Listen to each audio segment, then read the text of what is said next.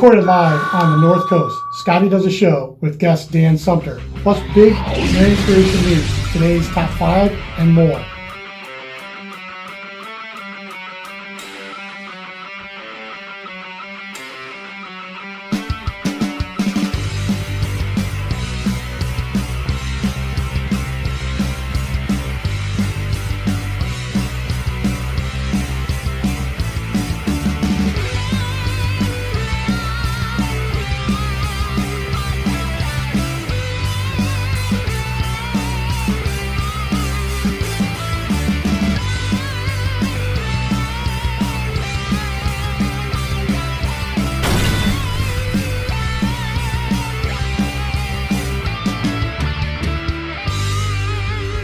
Now, free day in the art room, Scott Marion. All right, what's up, everybody? What's happening? What it is? What's going down? What is the word on the street? Welcome to the show, here where we like to keep our ears to the ground and our finger on the pulse of what's happening out there in the world. I am your host. You can call me Coach. You can call me Scott. You may call me Coach Scott. No need to call me Sir, unless, of course, you all owe me money. Mr. Marion, if you're nasty. Really quick, I just want to get off my chest. I want to thank everybody. The feedback has just been amazing for the show. As you can see, it's always a bit of a work in progress. I say that every show. Basically, kind of creating this here in the Scott Cave in my home. It's an ongoing process. It's definitely a lot of work, and it's something that I want to be able to make sure that everybody understands. Because it's going to be look different from time to time. That's what I call progress, and I'm happy about that and excited about that. Again, the feedback from everybody as far as wanting to be on the show, watching the show, I don't know how many subscribers we're at yet. It's not many, but if you like what you're seeing, you like what you're hearing, definitely share it, subscribe it, keep talking about what's happening here. This is it's become really a lot of fun for me to have this outlet to be able to share and talk about projects and things that I have going on. It's really exciting for me, and again, I have no shortage of just amazing guests to have on the show. And incredible experiences to talk about. Which brings me to definitely what I want to get into right off the bat, which is, when I had Joe Bachmore on the show, we talked about a lot of times as coaches and as trainers, we kind of underestimate the impact that we make. My first year at Larry Catholic, we talked about it. It was a challenge for me. It was a challenge. Being in there with a new team, being in there with new athletes, new co-workers, trainers, assistant coaches, and it was a real battle, internal and external battle, and to be able to get through that and come out the other end and to finish, hopefully not for good that program, but to finish my run at that program at the state tournament, and most importantly to develop the relationships that I had with those kids and their families is something that is priceless. One of the parents of the kids that I coached, he's become a very good friend of mine, and he's also commissioned. I was at least anywhere from 5 to 10 art pieces. Plus, I donated some free ones to him, some gifts for the kids, and especially after when his son Stevie made it to the state tournament. That was. It was awesome. It was the least I could do. And again, for those that follow the Marion Creations on YouTube, and again, soon to be back here on Facebook and things. When I create my artwork, it's something that for people that have known me my whole life, I've always had a gift for that. And a lot of times I ran from it and shied from it, and almost felt guilty at times for being able to create some of those things. And as a coach, but also as an artist, sometimes we really do underestimate the impact that we make. And I did several pieces for this man, and he commissioned a piece for me recently. It was for a friend of his whose son is 2 years old and is very sick. And he's, I believe it's brain cancer that he's suffering from. And I created the piece for him. It's called Iron Ash. I made a little video about it. And before we really get going into the show here, I want to show you this video real quick to just kind of show the the progress that I made on that piece, and you know, I was always been kind of a cartoony comic book guy with my art growing up, and to be able to share that but take it to another level and to do something like this has been fun, but something that means a lot to me. So I'll just show you this video here real quick, and you take a look and see how that one came together.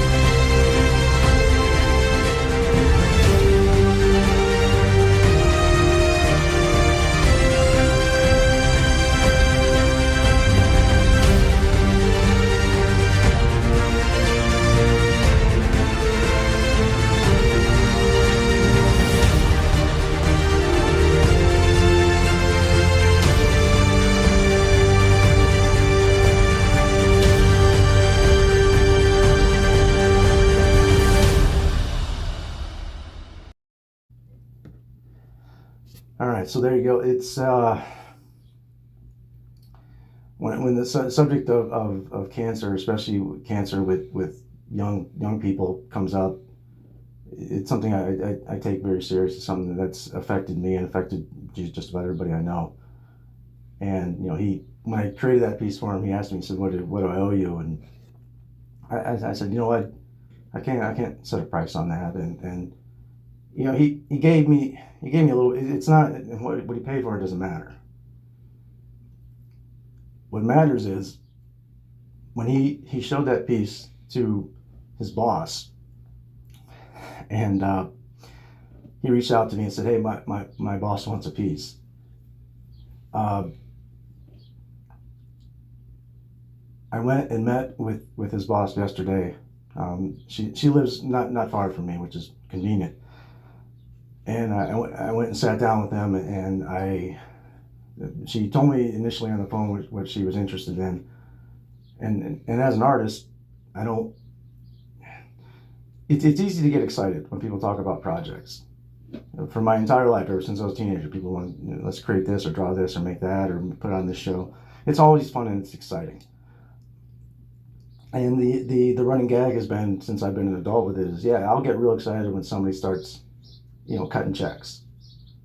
And I met with these people yesterday. Their names are Lori and Dave Garcia. And actually that's a name that might be familiar to my guest here today. He's a retired police officer. And he always had in mind a beautiful big rendering of downtown Cleveland. And for those that I'm close to, part of being an artist, part of being passionate about things that I want to create is I want inspiration. I want to be challenged. I want to be inspired. And I've had on my list for a long time, I was going to render a at night downtown shot of New York City. A, because that's where I was born, and B, my ulterior motive, if you will, is I wanted to put that in a show and figured, what the hell, somebody's going to know somebody that's going to want to have a piece like that with New York. But I also wanted to create it big. The largest piece that I've created to date is my 80s, and that's 5 feet wide and 3 feet high. And there's, I mean, there are 300 characters are in that piece. It took me 9 months to create, and I have some plans on what I want to do with that. I'm not going to talk about that now, but I'll get into that in the future. But when I was explaining to Lori that I can paint it, but I'm better with drawing, but it takes more time, she said she didn't care. That's what she wanted. And Dave said that's what he wanted. And long story short, I have just been commissioned for the largest art piece that I've ever created. And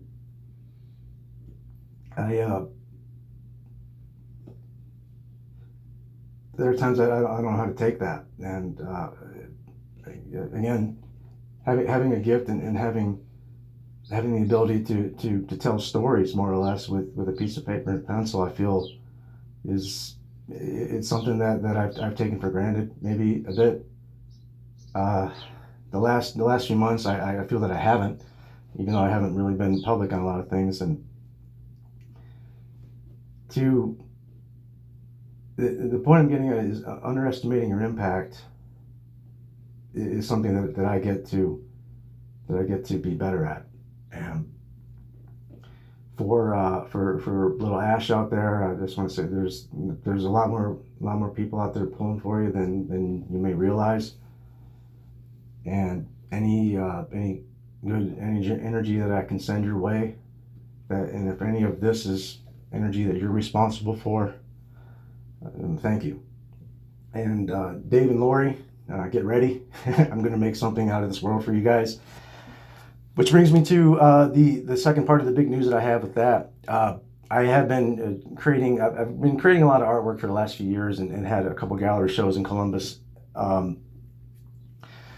When I finish creating this piece, which tentatively I'm aiming to have it done around the end of August, around my birthday, we're going to be actually having a whole show. We're going to build a gallery show around this piece. We're going to debut it. It's going to be something very special for a lot of reasons. And this will also be the second time ever that my 80s has been shown publicly. I'll keep everybody posted on that, on where exactly it's going to be. We're shopping around for a couple of different spots now, obviously with the vaccinations and COVID dying down. Let's hope that keeps going that way, so we can have some gatherings or keep going that route. We want to have a gallery show at the end of August where I get to debut this piece. It's going to be called Seatown, of course. There's no other name I could really name it. I'm going to be doing some special techniques on this that I'm not going to reveal right now, that I did reveal to them, and they're excited about it. It's an honor. I am, just like I'm getting ready for a big fight, or either to compete or to coach. It's terrifying and exhilarating at the same time. And again, I want to thank everybody for the support, and to Steve Ferguson, thank you, and again your feedback and your persistence on keeping me creating has been inspirational. And there are other people on that list as well, but I just want to say a very special thank you for that. And last but not least, as far as the artwork side goes, I cannot say the names, but I have submitted my first book to 3 different publishers, and I have 2 that have given me incredible feedback so far. And again, this is humbling, exciting. The next step is here in the Scott Cave. I'm going to be finishing up doing the casting roles for that. If you follow the artist that I emulate the most, Alex Ross, where he has people come in and pose for his show, I'm going to be doing that very soon, although there are some roles that have already been cast. And for those of you out there, you know who you are. We're going to have to meet up soon, get some work done. And then I'll be doing storyboarding and getting some things together. Although I hope to have a couple pieces ready for the art show in August. Obviously, the good news is the first book has already been finished. The second book is still being worked on. but there's some great feedback on that as well. One thing we talk about as in combat sports and just in life in general is what's called the momentum principle. If you start having some success, you start having some momentum, you start having positive feedback, don't take the foot off the gas. Keep going. One thing that I'll say as a coach is the best time to win a match or to win a fight is right after you just won. If you're going to use it into the professional world, the best time you're ever going to make a big sale if you're a salesman is right after you made a sale. Carry that momentum. Keep things going. If you're having success, keep pushing. If you're not having success, it doesn't mean stop, but that means also you might need to reset, something that we talked about with Joe. The point is, having time to reset is good, but really, for those of you out there that teach and train and create, you're much more inspirational than you may realize that you are. So again, thank you for that. Exciting news. Thank you, Lori and Dave. This is going to be awesome to put this together. And for those that are Fighting Shape fans, do not worry. We still have some awesome stuff coming up. I'm going to be doing a whole nother show here soon talking about that specifically. So for those that are fans of punching and kicking and beating people up, don't worry. Plenty of that to come. I've talked before about being able to have just no shortage of incredible guests to be able to have at my disposal. People that I grew up with, some that I haven't, but I've also had some great experiences with over the years. Today I get to have both. And today, it's no secret, you turn on today's news, there's a lot of controversy. There's a lot of things going on about policing in the United States. One of the greatest things about having this avenue right here is not only be able to talk to people that I know and love and trust my entire life, but also to learn something. There's a lot about this man that his professional career that I don't know. And I know he's experienced things that, obviously some things that he can't talk about, but he's experienced some things that I get to learn. And when it comes to, self-defense, hand-to-hand, learning how to punch, kick, stuff, all that, or again, drawing comic books or superheroes, I'm your guy. No problem. All day long, I can talk about that. And someone even be able to say that I'm an expert in that, and that's fine.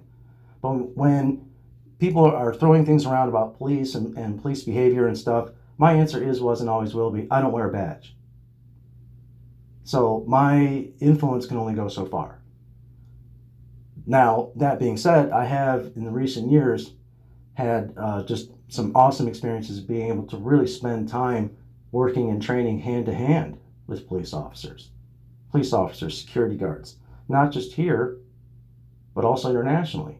And it made me learn a lot. It made me experience a lot. So here in the show, we like to keep things fun and light as much as possible, but we're also not afraid to get into serious topics. And when we get into serious topics, this is where I get to turn the expertise over to somebody that has them. So I can sit here all day long and I can quote this and that and show that I don't know. So having somebody that is a lifelong friend, but also somebody that can give insight and share experiences that I can't share is truly a blessing. So I can sit here all day long and praise this guy for things that he's accomplished in his professional career, but I want to talk about my personal life with him. I grew up with Dan. We even played some sports together all the way up to junior high.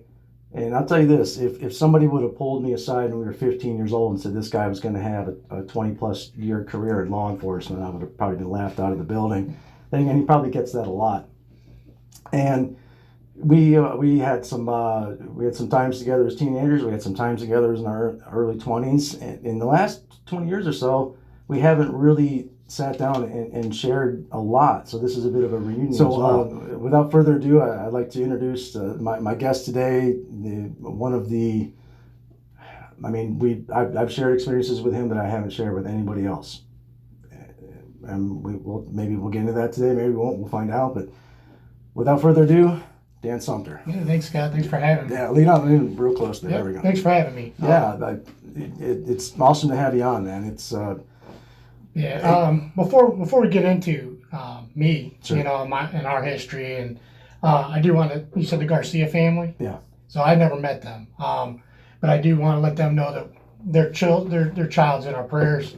And, Oh, I don't think it's their child. Okay, friend. It's a friend of Lori is the supervisor or Steve Senior's Okay. boss. Gotcha. And I don't know if they know this child or not. But I don't know the full story of it, Gotcha. but they're all part of the group. Okay. But yeah, that's anyway, let them know, whatever. If you think about it, it's kind of weird that we're having a reunion, you and me, right now, because just a few days ago it was 24 years since we lost Jason. Yeah. And that was an experience you and I. Trying to get real close. That was an experience that you and I. Go ahead. That's an experience that you and I, shared together, and I'll never forget my whole life, So yeah, I've shared that with people privately. I haven't publicly talked about it, but I will. But you're right. You talk about moments and things that can change your life. Right. Absolutely. 2 years ago, you saw when I got to repaint. Yeah. That was excellent. Thank you. Just like this iron ash piece, I wish I never had to paint that damn thing in the first place. Right. The story behind that was, when for anybody out there that aren't real familiar, Jason Hartman was it's safe to say he was my best friend, but Dan here and Jay, and there's a couple other people, and you guys know who you are. They're on a short list of friends that I've had in my life that, quite frankly, could call me out on my bullshit, and I would let them. I've had people try to, and I wouldn't let them. Now, to be fair, I've had some people try to, maybe because they're trying to sabotage me, but you guys, it was never about that. Right. It was always about love. Yeah. And, Jay would say things to me that some I'll share and some I won't. But when Jay was sick and his cancer came back the second time, Dan and I we were living together in Elyria, real close to the community college, and quite frankly, our plan was Jay's going to get better. Right. We're going to get a 3-bedroom. We're going to get him out of that house, and we're going to start having some fun with him again. Yeah. Because that's what he wanted. Yeah, for sure. And it didn't work out like that. But yeah, sharing experience like that, it's never something that you want to pick who you're going to share that with. But I'm thankful that it was you. Yeah, I appreciate it. Yeah, it means a lot to me. I mean that. One thing that you and I were real good at was being able to keep each other going through humor. Quite frankly, we would laugh at a lot of that as much as we could. I remember just busting Jay's balls about when his wig would fall off and stuff. I mean, there's a million things that we could sit here and talk about, but that's what he wanted. Yeah. He wanted to just be one of the guys. He wanted to just keep going. Yeah. I think about him all the time. When he passed, and I had the opportunity to paint that on the wall, and of course I jumped on it. But for a long time, I didn't like it. I was honored that I got to paint it, but I didn't like how it looked. I didn't like it. I looked at it and it'll never be perfect. Well, for you, in your eyes, right? Even how it turned out now, I still think. And I remember it was in the fall of 2016 when I came back from the islands, and I was at a wrestling practice, and I saw it up there on the wall, and I pulled Coach Sedlick aside and I said, "Can I redo that?" And he looked at me and he said, "What would you say if I told you I didn't want you to?"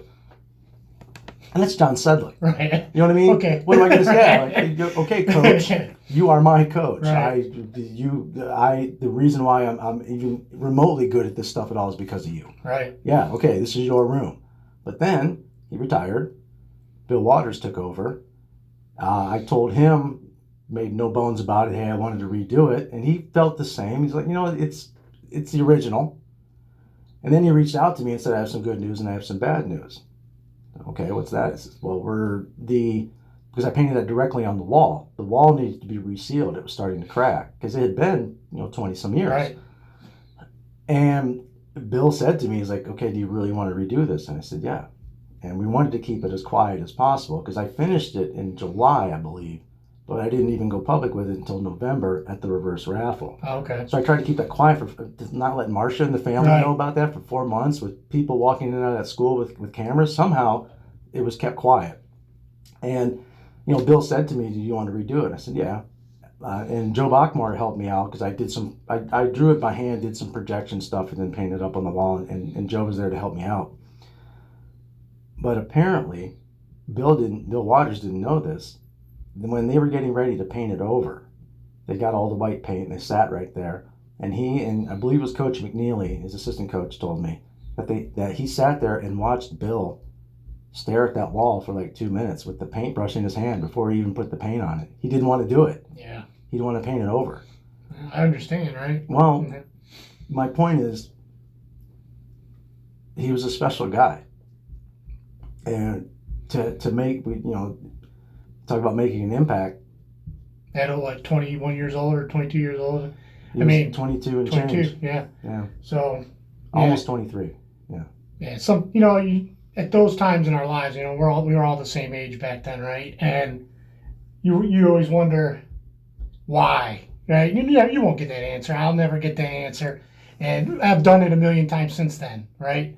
And looking for justification. yeah, and you won't get it. No, for him, I remember thinking like at the time, Saddam Hussein's walking around. Right, exactly. That guy's walking around, and you're going to give this to Jay. And I've been in situations where I've lost really close people, and I'm like, I could pick. This might sound like shit, but I could pick a handful of other people I'd rather it be, right? Sure. Yeah. And that's not probably something that's good to say, but it's just how you feel. And you're trying to get answers. You have a faith. If you don't have a faith, whatever you believe in, and you put it to work. And but I had somebody tell me, I won't mention his name, but I had a guy tell me one time. He's like, well, you know what? We're all here to accomplish something. So maybe Jay accomplished what he needed to at such a young age that you and I can't accomplish and never will. And you know what? And I took it. And this guy, not my favorite person on earth, right? That told me this. But that was some good advice. Well, sometimes when you hear that from somebody you don't care for, it makes the bigger impact. And it has, because since then, 24 years ago, somebody said that to me. And I'm like, I can live with that. I can live with that answer. Well, one thing, and it's not a secret, I'm not a very religious man. And that's not what I'm here to do. I'm not here to tear into that. It doesn't matter to me. Right. You start talking about looking for justification, and that was what bothered me the most, was why. And I remember at the ceremony, the telephone. There was a telephone on his casket, and we were all sitting there, and everyone was, what? There was a quiet thing that was being whispered amongst us. And again, I wish this never happened, but there we were, and what the hell, what's going on? What is that? And then when the priest spoke, he said that a lot of people are saying, why? Why him? Why this? Why? What happened? Well, somebody called. Right. Jay answered. Yeah. And it was one of those, to this day, nobody has summed it up better than that to me. Nobody has. Now, right, wrong, I don't care. You know what? That brings me peace. Exactly. And that it makes sense to me. And whether or not I see him again, I'll figure it out. I know that there are times that I think it's pretty safe to say I'm a visual guy. I've been able to lucid dream ever since I was a child. I don't talk about that a lot, but I have. And you people can say whatever you want. I spent a lot of time with Jay over the last few years. I have, in my own way. And some people can call that prayer. Some people can call that meditation. You can call it whatever. I call it lucid dreaming. You know what I call it? I call it seeing a friend. There you go. And that's what it matters to me. Yeah. And I miss them all the time. Yeah. But yeah, it's not easy. And no. Look how old we are now, man. We're knocking on 50's door, right? Dude, we're half. Yeah. Yeah. This is the age that my dad always is in my eyes. Yeah. And I'm like, phew. Yeah, you're right. Yeah, I remember being a kid and thinking, man, 50. That's a grandma. man. That's grandma. Well, on that level, yeah. I remember, 50. I remember, growing up, we would talk about how, man, we're going to be we're doing the math thinking we're cool, 26, 27, 28 when the year 2000 comes. And everybody's trying to figure that out. And then it came and went, and, here we are.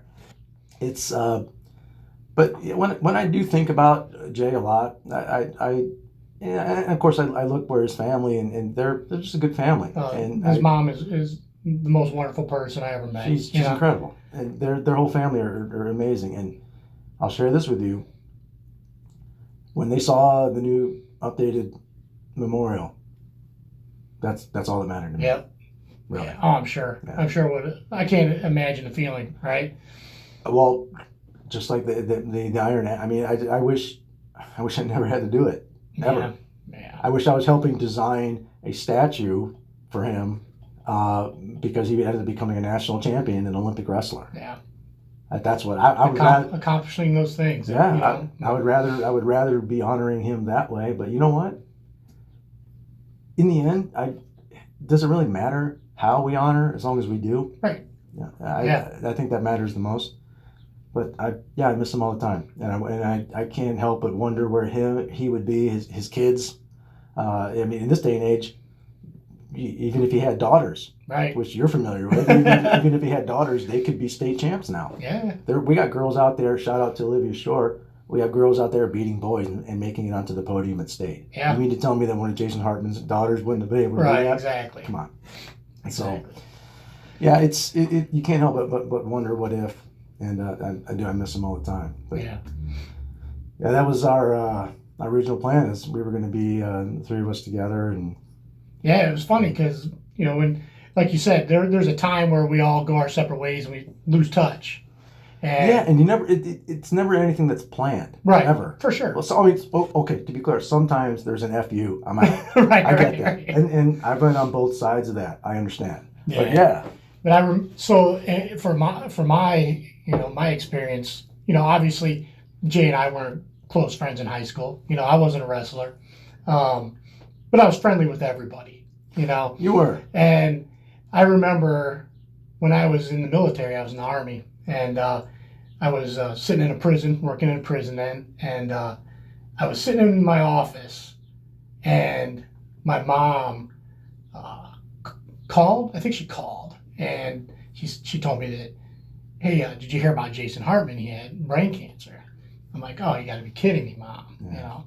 So this is like 95. Yeah, it was. Yeah, because I was in from 93 to 96. Yeah, I was still in Pittsburgh. Yeah. And I'm like, you know what? I thought to myself, sitting there, I'm thinking, I'm gonna write this guy a letter. Just let him know that someone that wasn't that close to him cares. And I sat down because we didn't have email. For people out, we only had 130 kids in our class. Yeah, it was real small. So we were a small, but pretty tight knit group. Yeah, we knew everybody. I probably could tell you everybody we graduated with, almost. Yeah, same here. Yeah. We kind of lost touch of those kids that went to the JVS, but then when they came back for graduation, but we all grew up together. Right. So it's not like you were a complete stranger to Jay by any means. Yeah. Oh yeah. And I wrote the guy a letter and said, hey, my mom told me what's going on. I'm sorry to hear about that.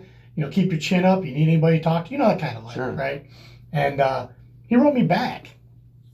And he wrote me back. He's like, man, I really appreciate you reaching out. He goes, these are the times where people don't reach out that you think would reach out.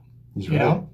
And a few years later, he had surgery or whatever, he through our letters, he told me that things were better. The way for those to debrief everybody, what happened? His first tumor came in, and I'm not sure which side, but it was on the side of his head, and they were able to remove it with surgery. Right. And then his cancer went into remission for some time, which is when we were able to hang out and spend time with him.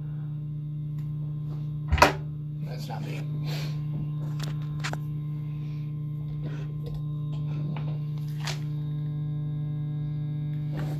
Oh, you know what? Oh, that's, I think that's something that's going on. Okay. All right. Well, you know what? Okay, keep going? Or? Yeah, we'll just keep going with that. Okay. Doesn't matter. But yeah, so you're talking about, then it went into remission for some time, and that's when we got close, or we got together. Right. And then when his cancer came back, It was on the top of his head, Yeah. which was and again, for anybody that can correct me, please do. But from what I understand, that's the area of the brain that controls the central nervous system, and they weren't able to remove it surgically at Right. that time. Yeah, So. it was inoperable. But when you first reached out to him was when it was still right. Yeah.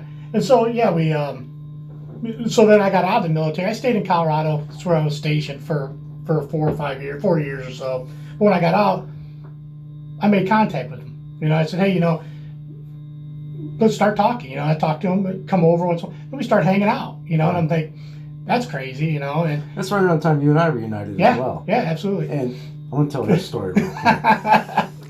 You knew this was coming. That's okay. I'm good with it. All right. Well, Dan and I. Yeah. See that? I don't know. There's in our building here. There's all sorts of noises and things that go on. So including birds' nests outside here. So again, work in progress. Make no mistake, the goal is to have this in a studio at some time. But for now, we're going to be at the mercy of Mother Nature. So for those that are listening and enduring, thank you. But yeah, Dan and I, Dan, when I say Dan was one of the friends that would keep me in check, it's because he had a mouth that could match mine. I still unfortunately have that I thing. know. And you got to imagine Dan and I at 15, 16 years old, we would go round sometimes. And to the point where I pissed him off, and rightfully so. I had a fat mouth on me, but again, I was a wrestler. I was I wasn't a tough kid going out and getting into fights all the time, but I could handle myself.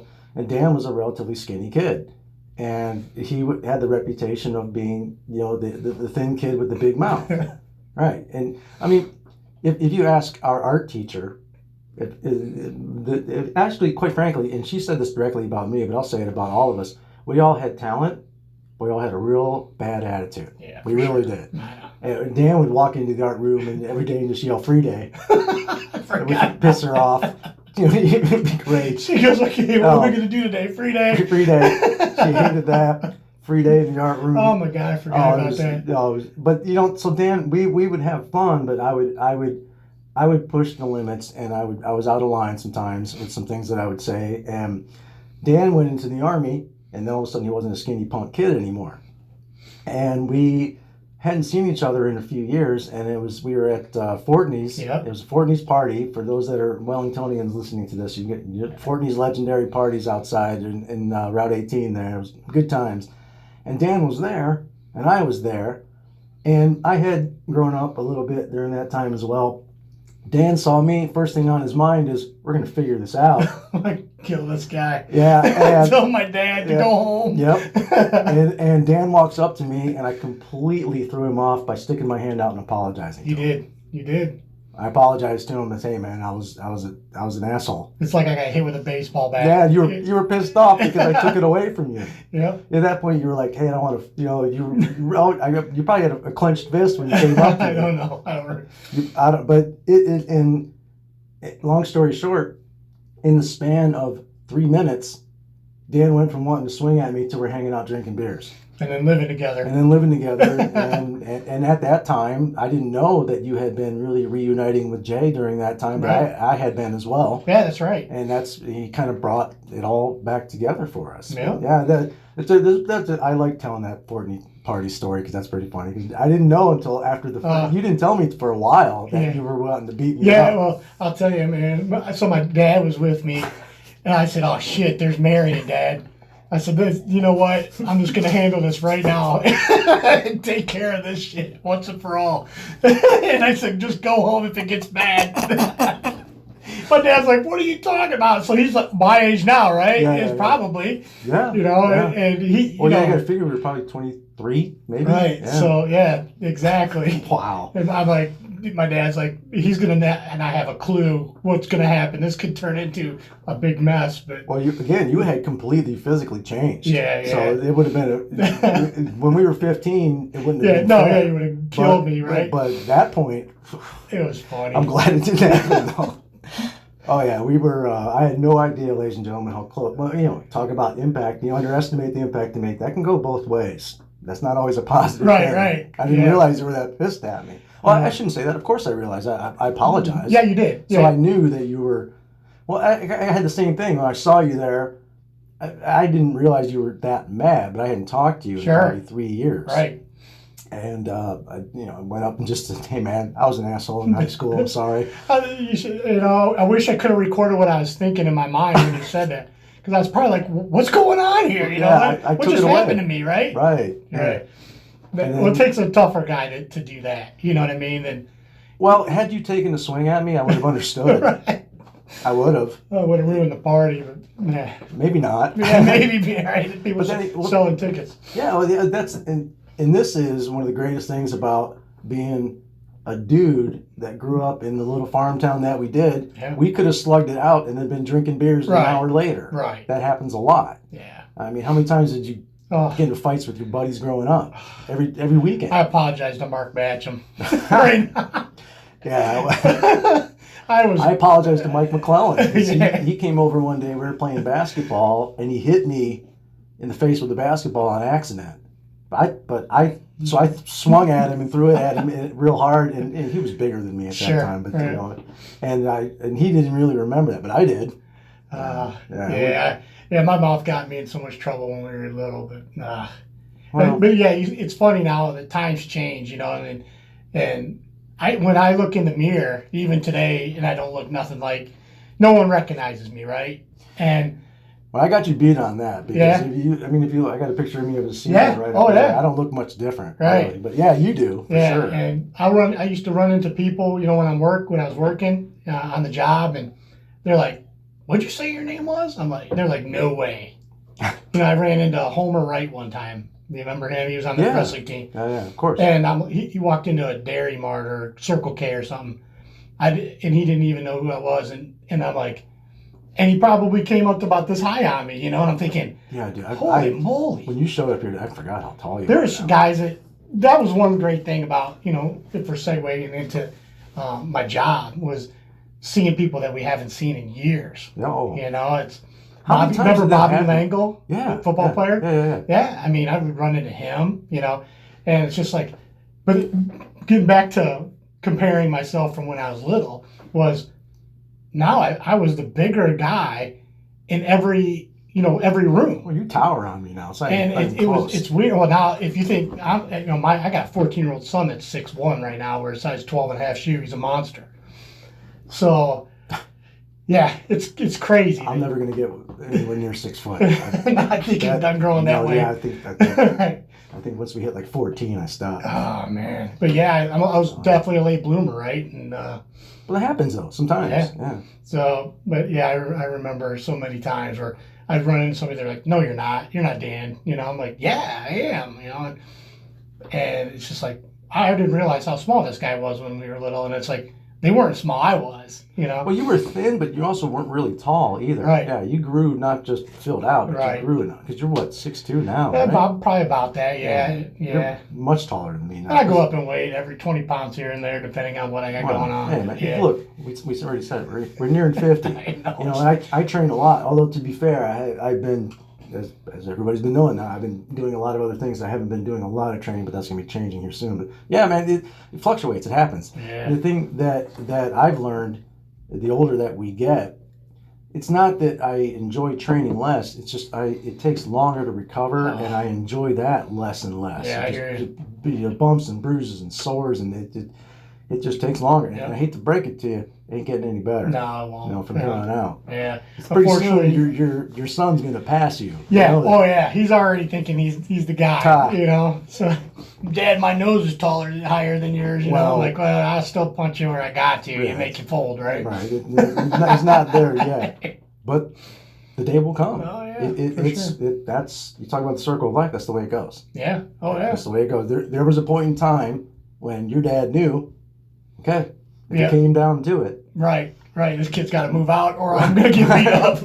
Right. One or the other. I can't make him now. What's gonna happen? Yeah. He's like, I'm gonna be nice to this kid for now on. Well, and me not being a father, but being a coach.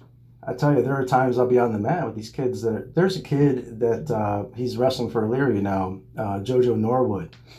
He's going to be a junior now. Okay. This kid, I wrestled him. He was training with me a little bit when he was in junior high and was thinking about coming to EC. I took that kid down once when he was 14. Once. And I had to work my ass off to get that takedown. The reason why? Because I will probably never, ever, ever be able to do that again to that kid. And I hope I never wrestle him again, because that way I'll always be able to say I did that one take. Right. But, you know, it's just, that's a sobering thought, because I remember thinking of me at 25, even though this kid was bigger than me, okay, I can go, and I can't. That's why I did that fight 4 years ago, because I knew that was it. I was at the end of the line. It wasn't going to happen again. Yeah. But that's a sobering thing. I can imagine being a father and, you know, snot-nosed punk kid, which we all were. And Right. then he goes from snot-nosed punk kid to a man, or to a young man, and then Right. a man, and then all of a sudden he's the alpha of the family. Right. You know, That's I can't imagine what that feels like. It's got to Yeah. be It's a twofold feeling, because Yeah. one, you're proud of what you created, you know, Sure. and what you made in this guy, and you gave him his morals, you know, and then on the other hand, you're just like, you're thinking about yourself diminishing, you know, like you said, it takes longer to heal. I mean, I'll go out there. I mean, he plays high school baseball, and you'll go out on the weekend and we'll throw balls. And when I'm done, I gotta take ibuprofen. Oh, yeah. My arm hurts for 3 days. Oh, yeah. You know, I'm like, what's You put going the on feet with up, me? that's it. I'm Yeah. like, what's wrong with Yeah, me? that's- You know? The maddening thing, you're right, is the older that we get, and this is, I don't know, again, not to go down the religious tip, whoever designed this, whoever's in charge of this, the idea that this gets better as this gets worse, to a point, because then Right. you hit the point where, of course, you know, I'm not afraid of taking a beating. I'm not afraid of losing a fight. I'm not even afraid of dying. I'm afraid of not remembering. Yeah. So you can hit a point when it comes to something like that. So, but for the most part, like right now, here, I'm twice the fighter that I was 4 years ago. Here down, half the man physically. No, I shouldn't say that, but even if I'm 2/3 Right. in that sport, you can get hurt. Oh yeah, for sure. Which brings me into, you know, some of the feelings that I have of your profession. We're really going to jump into this too much. Again, you've spent how many years in law enforcement? Well, actually, when I was 18 and we went in the military, I was a military police officer. So since I was 18, but Yeah, I thought so. Okay. And then, I spent about 21 and a half years at the police department in Elyria. Mm-hmm. And then I still have a commission with the Wellington PD. Oh, cool. So it's a little side deal where they keep my commission, and I help them with computer forensics. And you were doing arms training for a while? Yeah. Okay. I was the firearms instructor for probably 10 years. Okay. And then I also taught the CCW classes. You still do that? Just family and friends now. Okay. They took the business away because it just wasn't fun anymore. So that, unfortunately, is what happens to businesses. yeah. More often than not, it becomes, well, and this is to anybody out there that wants to talk about businesses not having morals. They don't. A business has a goal. A business has a goal, which is to make money. Right. And if you're going to be successful with it, that's the only way to look at it. The problem is the fun goes away because it turns into Taxes Right. and scheduling and liability. yeah. And I insurance. can't imagine. Yeah, So when it it's comes to firearms with insurance. Right. Oh yeah, it wasn't cheap. And Yeah. that money came out of my pocket. You Yeah, know, so I'm like, well, that's not fun anymore. Right. Right. But yeah, I was a firearms instructor, and just like everybody else, we started out on the road, as Sure. a patrolman, and so I went through every job I think the police department had to offer. I was pretty fortunate to experience more things than the average police officer. As you see, there's tons of different types of cops out there, right? Right. We have some that probably should not be wearing a badge, period, and some that skate through their career, without any conflict. Well, and that's, look, I'm sorry, but stereotypes that don't have any facts behind them don't stick around. Right. So the stereotype of usually the guy who was maybe bullied a little bit, picked on a little bit, has a little bit of a chip on his shoulder, now he has a badge and a weapon, and now it's payback time. Right. So the idea of the reason why that sticks around is because it happens. Right. A lot. And I saw it firsthand. Sure. And I could sit here and name every one of them. You know what I mean? But I'm not going to do that. I want you to do that. Right. No, But not do we wouldn't be scared of them anyway. But the point is, there are people that are like that, and they're shitty cops. Yeah. Let's be honest. They became cops because, like you said, they were getting beat up. Their dad was a cop, so they felt obligated to be a cop. And a lot of them are good test takers, and then they end up being our bosses. See, and I'll say the same thing to a degree when it comes to police officers, to a degree, also when it comes to being a cage fighter. Here's what I mean by that. If somebody wants to be a cage fighter or if somebody wants to be a police officer, chances are we're not pulling them from their jobs as a vascular surgeon to go do that. Right. You know what I mean? We're not rocket scientists. No. There's again the stereotype of the guy who maybe played a little D2 football, you know, or maybe has has a little chip on his shoulder or something like that, and then you don't have that action anymore. That's going to be a case, but and this is one thing I want to address this real quick before things get wherever we go with this. When I was addressing this to some friends of mine that I was going to have you on, we were going to talk about some police things. The first question that was brought up to me is he white? Now, I want to be completely clear about something. Two middle-aged white guys sitting here talking about issues and problems, and if the subject of ethnicity comes up, I want to be completely clear. If it comes up, in no way, shape, or form whatsoever do I give a shit about your race. I do not care. I don't care what your pigment is. I don't care what your color is. I don't care who your God is. I don't care about any of that. None of that stuff matters to me. What matters to me is my experience of you. Period. I don't care. I don't care. And if I sit here, or my guest sits here, and we bring up things, and ethnicity comes up, there is a dramatic difference between making an observational point and adding hate and racism to it. For sure. I want to be completely clear on that. Meaning, if there was a black couple, they had a young child who needed a heart surgeon, and I happen to be the greatest pediatric heart surgeon in the world, do you think the subject of my color would come up? I don't believe so. I don't think so either. Now, this is also why I'm not an expert when it comes to law enforcement. I'm an expert when it comes to hand-to-hand. I'm an expert when it comes to training. So this is why I have an expert on to talk about these things. So if we happen to quote something that's a statistic or happen to make a comment about something, I cannot be any more clear about this. I do not hate you because of the color of your skin. I don't care. I don't really hate anybody. But I look at it this way.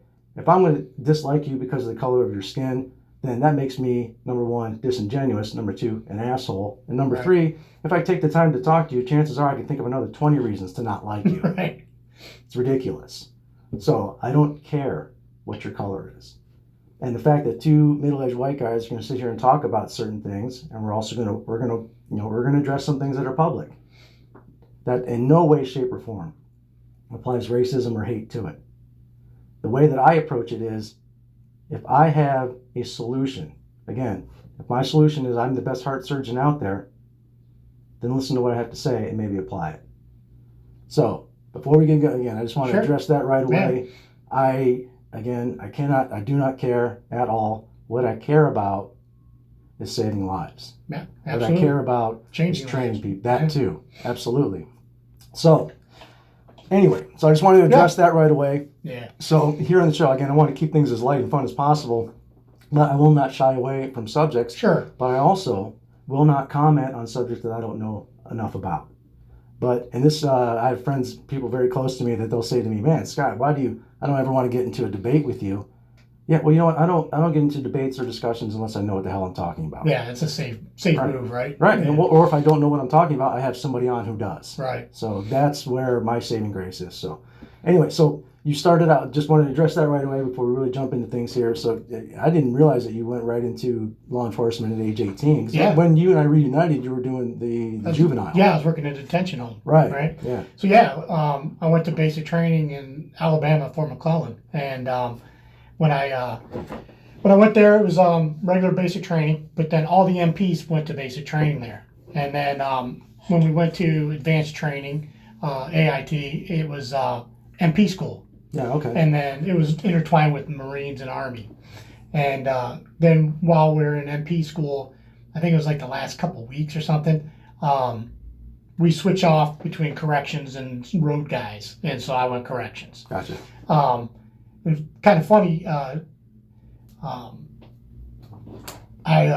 When I was in the Army in basic training, I went with somebody from Wellington. Really? Yeah, Tom Geyer. I mean, I didn't really know him. No. Okay. So his dad was my golf coach in high school. Okay. And All right. then- Yeah, then- that's right. And then Tom's the current golf coach in Wellington. No kidding. Uh-huh, I didn't know yeah. that. Oh, awesome. Yeah, Shout so out to the Geyer family. yeah, All right. yeah.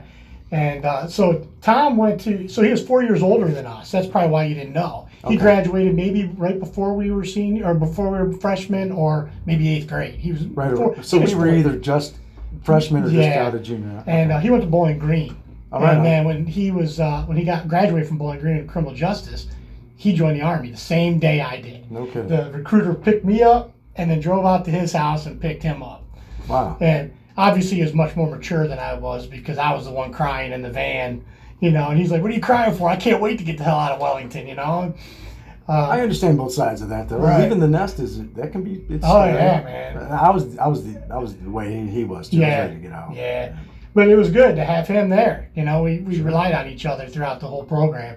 But he went to Leavenworth in Kansas, and then I went to Fort Carson in Colorado Springs. And so I stayed there, and then once I was getting ready to get out of the military, I took a job on death row, the Colorado State Penitentiary. I didn't know that. Yeah, so I worked No there kidding. I worked there for a year, just under a year. What would it? It was state corrections, another So police you're- academy. You're there you're interacting with death row inmates. Yeah. Wow. So it was maximum security, Any- brand new prison. Any big names that we? No, but I do remember a few people that I still look up to this day just to laugh at their release dates.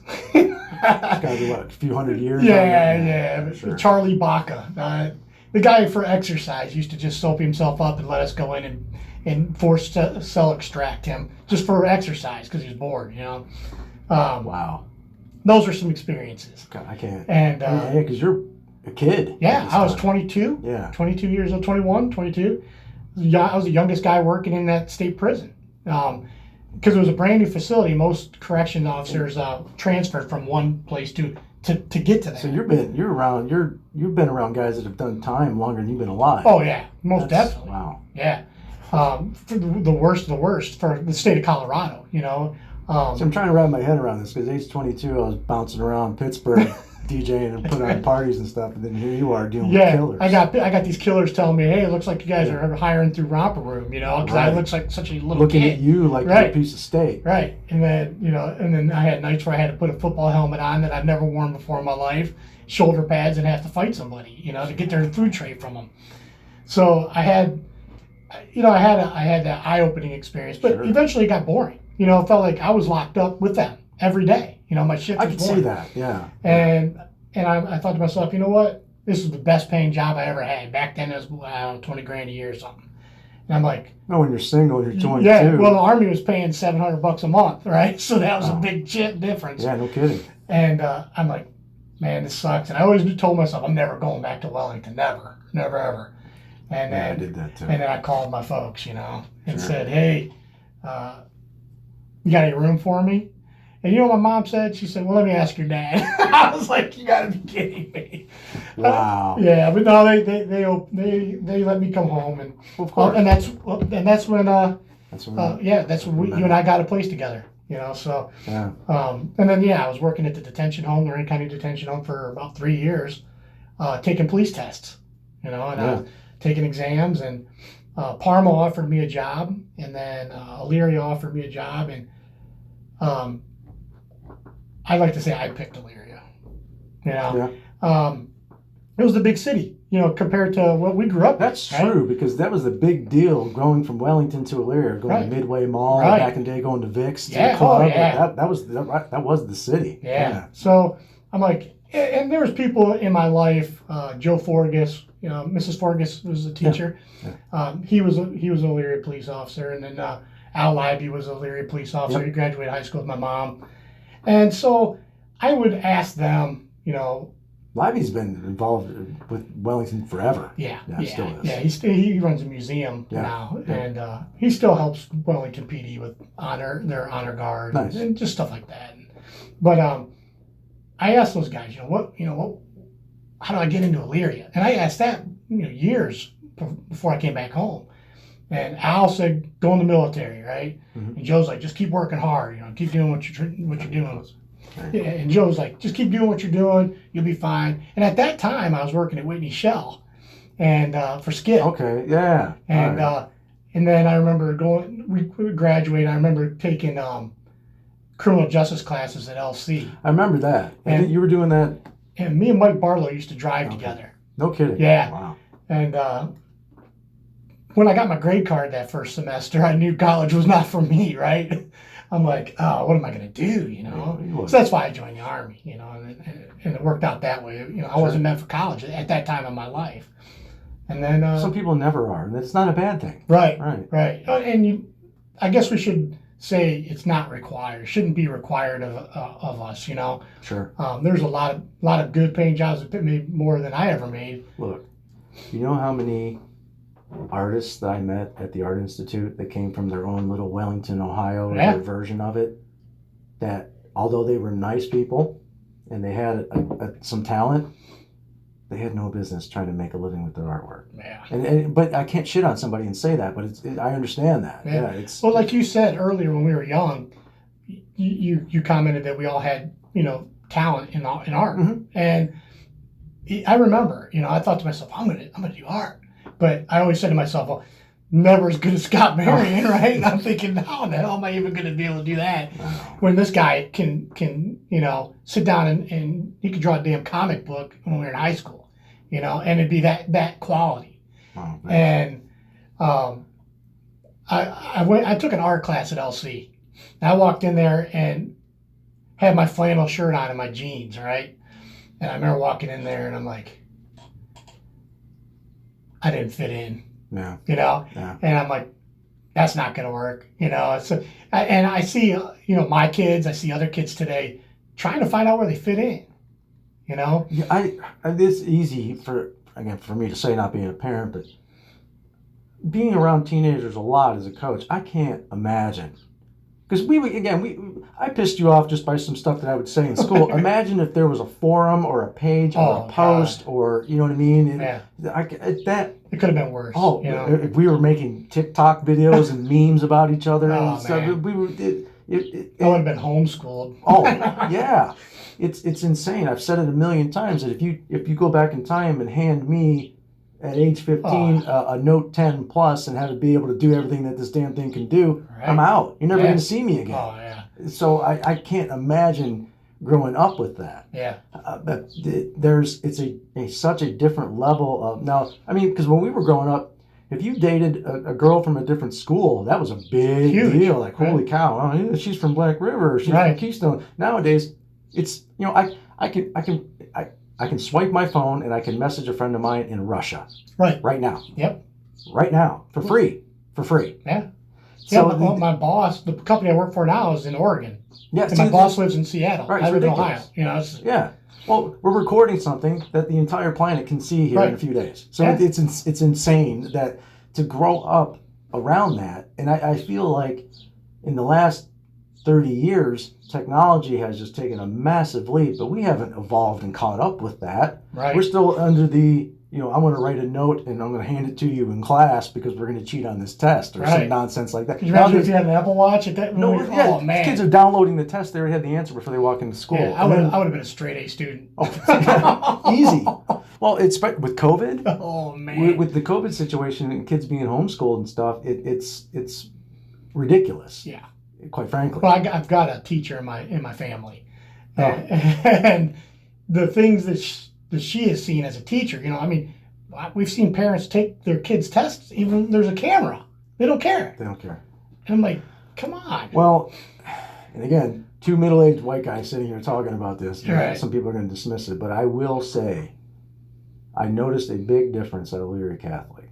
Oh, yeah. The difference is when we were growing up, if we came home and we were in trouble, our folks were like, what did you do? Yep. The difference is now these kids come home and they get in trouble. The parents go to the school and ask the teacher, what is your problem? Yeah, what did you say to my kid? Right. Right. Right.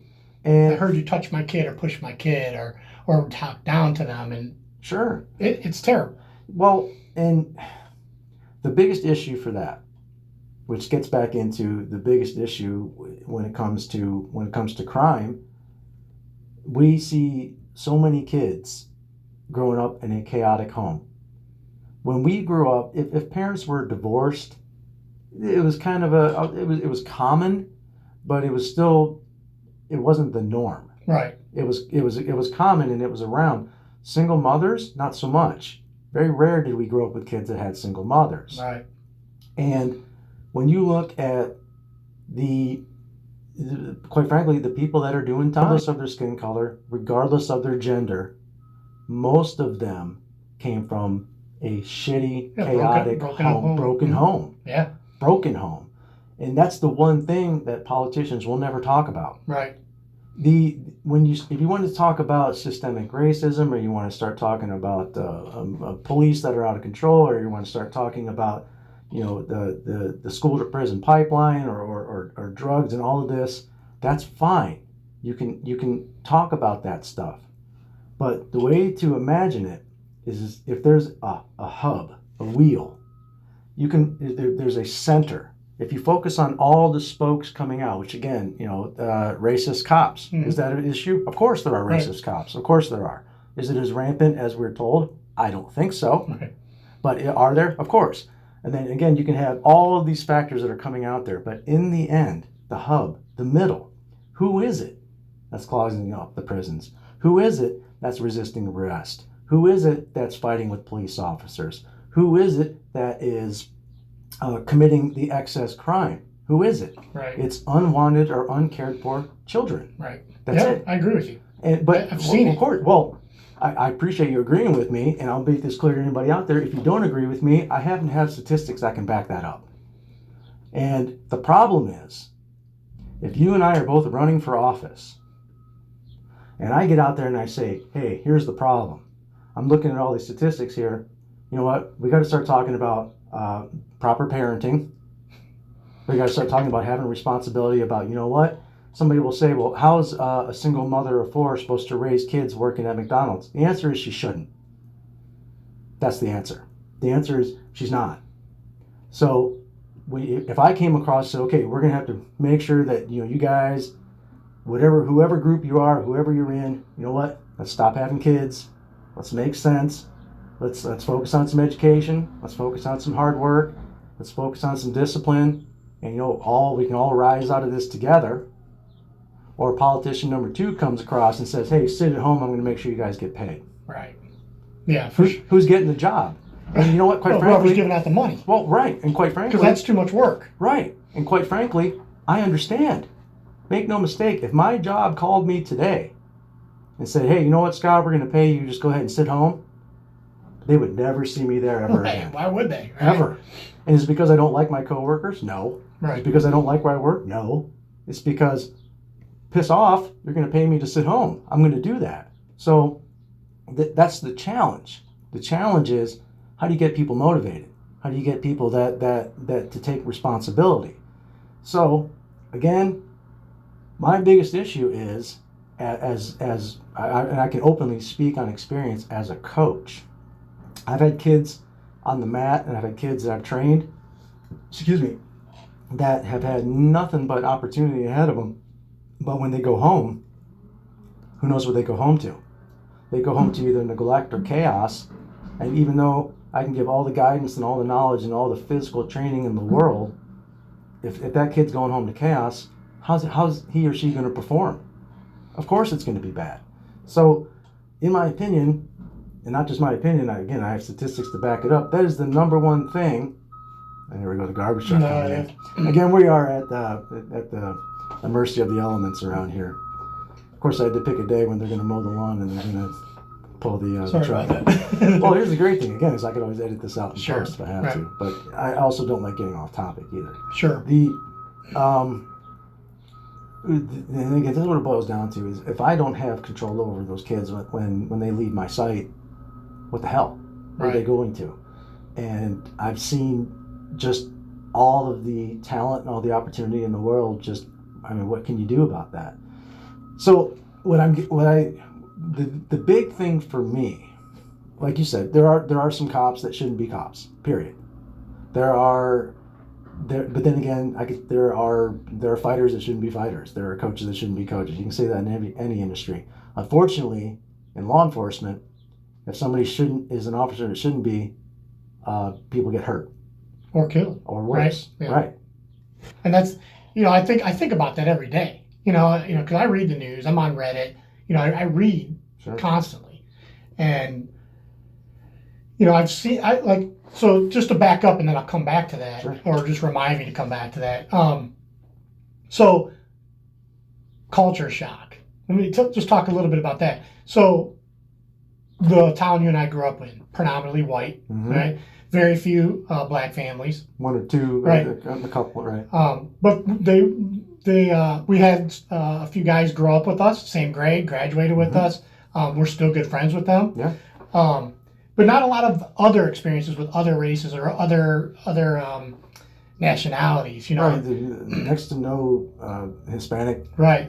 or Asian. Right. Really none of that. And then so you get a little Wellington boy going in the military, right? And when I put my duffel bag down on a bunk in the barracks, and I looked around, I had guys from Boston, New York, guys from Mexico, guys from Guam, Hawaii, just places I've never heard of. Some, I didn't pay attention in high school. Some of those places I didn't even know where they existed. Or maybe right? we heard of them, but no way. I felt like that when I was living in the islands. Sure. And I'd be like, nobody. I never thought I'd ever live in a place like that. Yeah. And so that was an adjustment, Sure. right? Because then it was like, okay, how do I act? And well, I'll act like the naive or ignorant kid that I was, and then get checked. Right, you're going to swallow it. Right. And it happened. It happened. Well, but it's then, inevitable. But then that's my first experience. Right. Right. Or yeah, I guess you could say my first experience outside of where we grew up, and then the detention home. Working with little kids. Mm-hmm. That's where I started seeing, the fatherless families, Mm-hmm. and all they wanted was nurtured. I remember, going to work every day, and these kids just couldn't wait to see Mr. S come to work. Right. And then, well, you're the adult male that's not bullshitting them, but also give them a little structure, something. Yeah. Something. They knew they had to be good because there was discipline, right? Sure. So, and they knew Mr. S would, do something if they were out of line, right? Sure. And that could just be, anything from yelling at them to locking them in the room. But there was times where you would have a grown child, 13, 14-year-old grown child who would just come up and hug you and want to just cuddle with you because they didn't have it. And Right. today it might seem weird because maybe people don't want, a grown man to nurture a young child like that. But back then, it felt comfortable. People are told that if somebody does that, they're a sicko. Right. That's rarely the case, right. actually. And yeah, a little bit maybe felt uncomfortable. But you know what? That's what that kid. No, that's what that kid needed. Right. They don't need to be yelled at. They don't need to.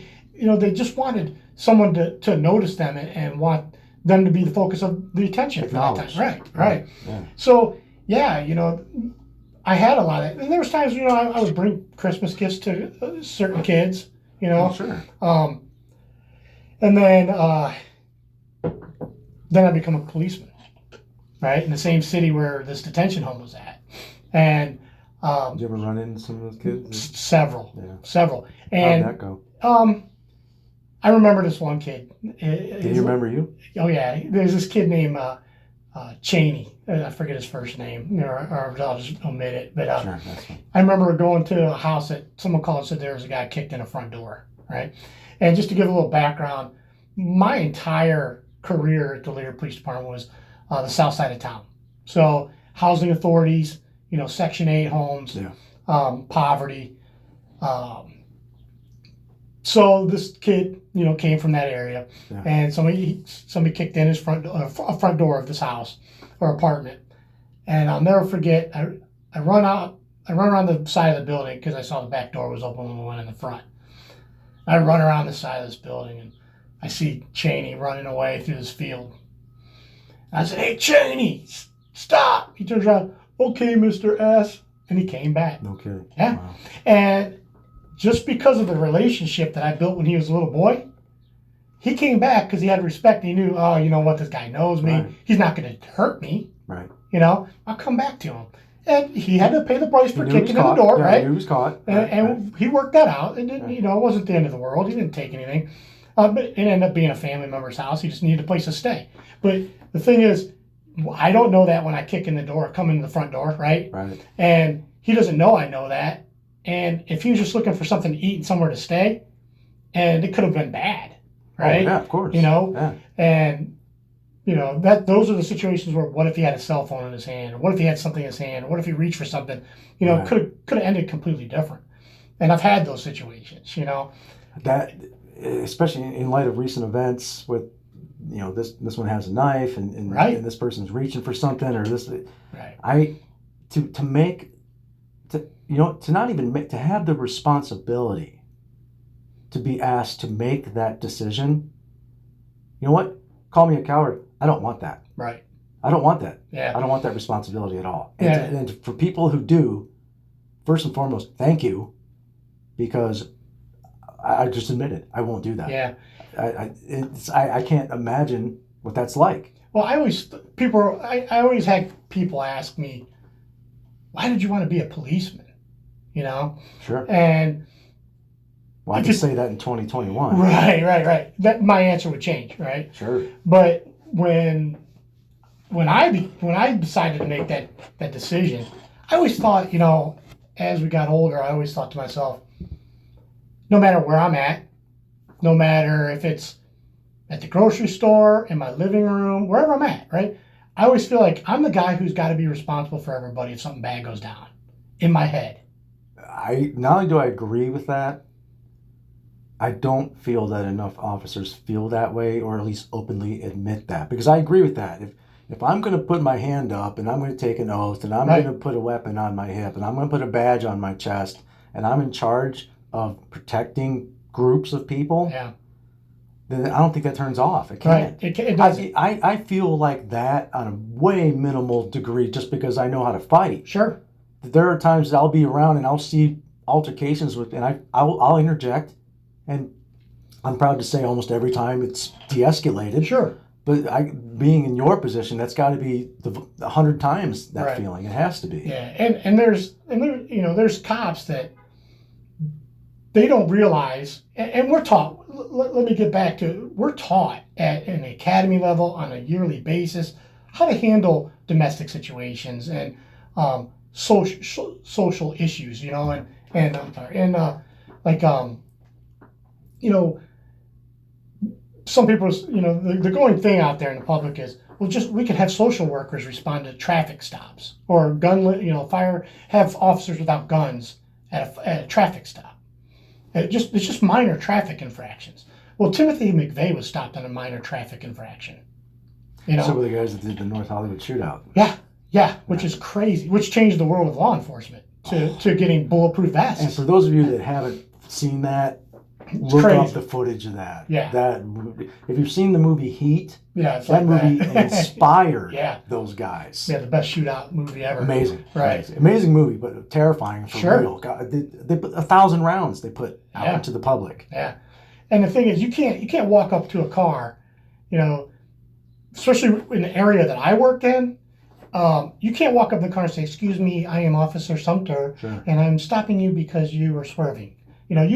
As soon as you walk up to the car, it's, "Hey, step out of the vehicle." Sure. You know, but do you have a driver's license? And I probably already know the answer to all of that. You know, well, and this is what I'm getting at is like, for people say you can't profile. Guess what? I'm a human being. I profile all day, every day. Let me ask you. Everywhere where I go. If you see someone who can barely see over the dashboard when they're driving, probably not old enough to drive. Probably not. Right? You know. Or they are incapacitated. Right. One way or the other. So yeah, and like you said, it's not about the color of your skin, but however, let's go back to the projects where myself and a couple of the guys I work with on a regular basis, who comes in and out very quickly and within minutes of the projects that doesn't live there, the crackhead white guy, you know, and those were our arrests. Doesn't belong, right? Right. If you don't belong in a specific neighborhood, you're going to stick out like a sore thumb, and you're going to be the focus of my investigation.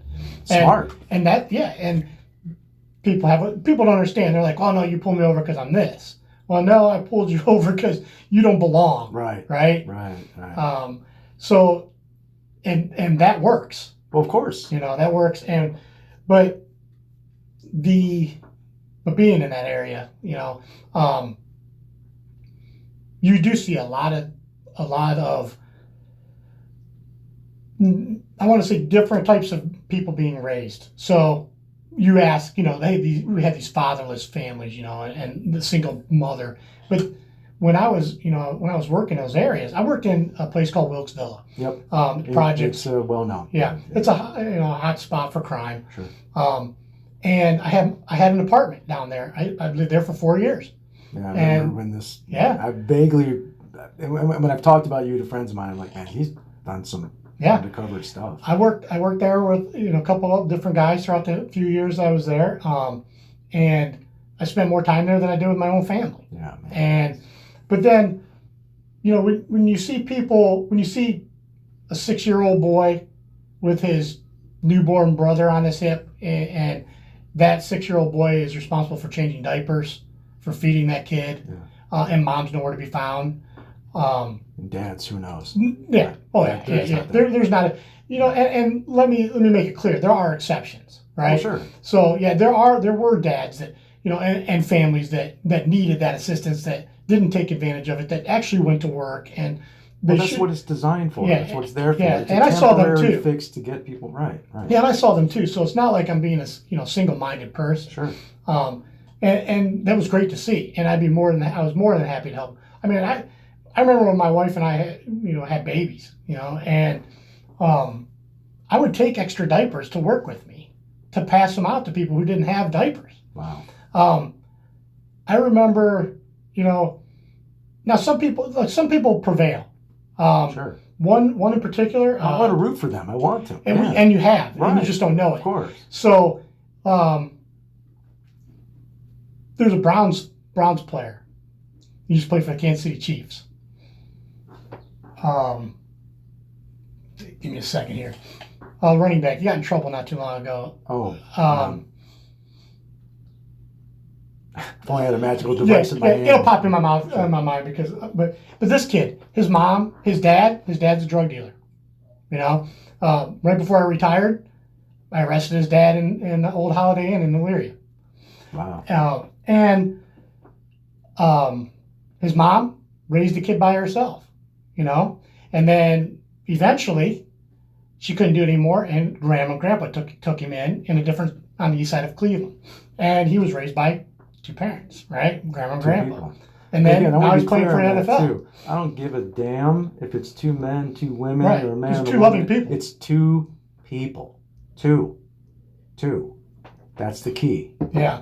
And so like I said, you know, there are exceptions. You know, some people do, you know, get out of there.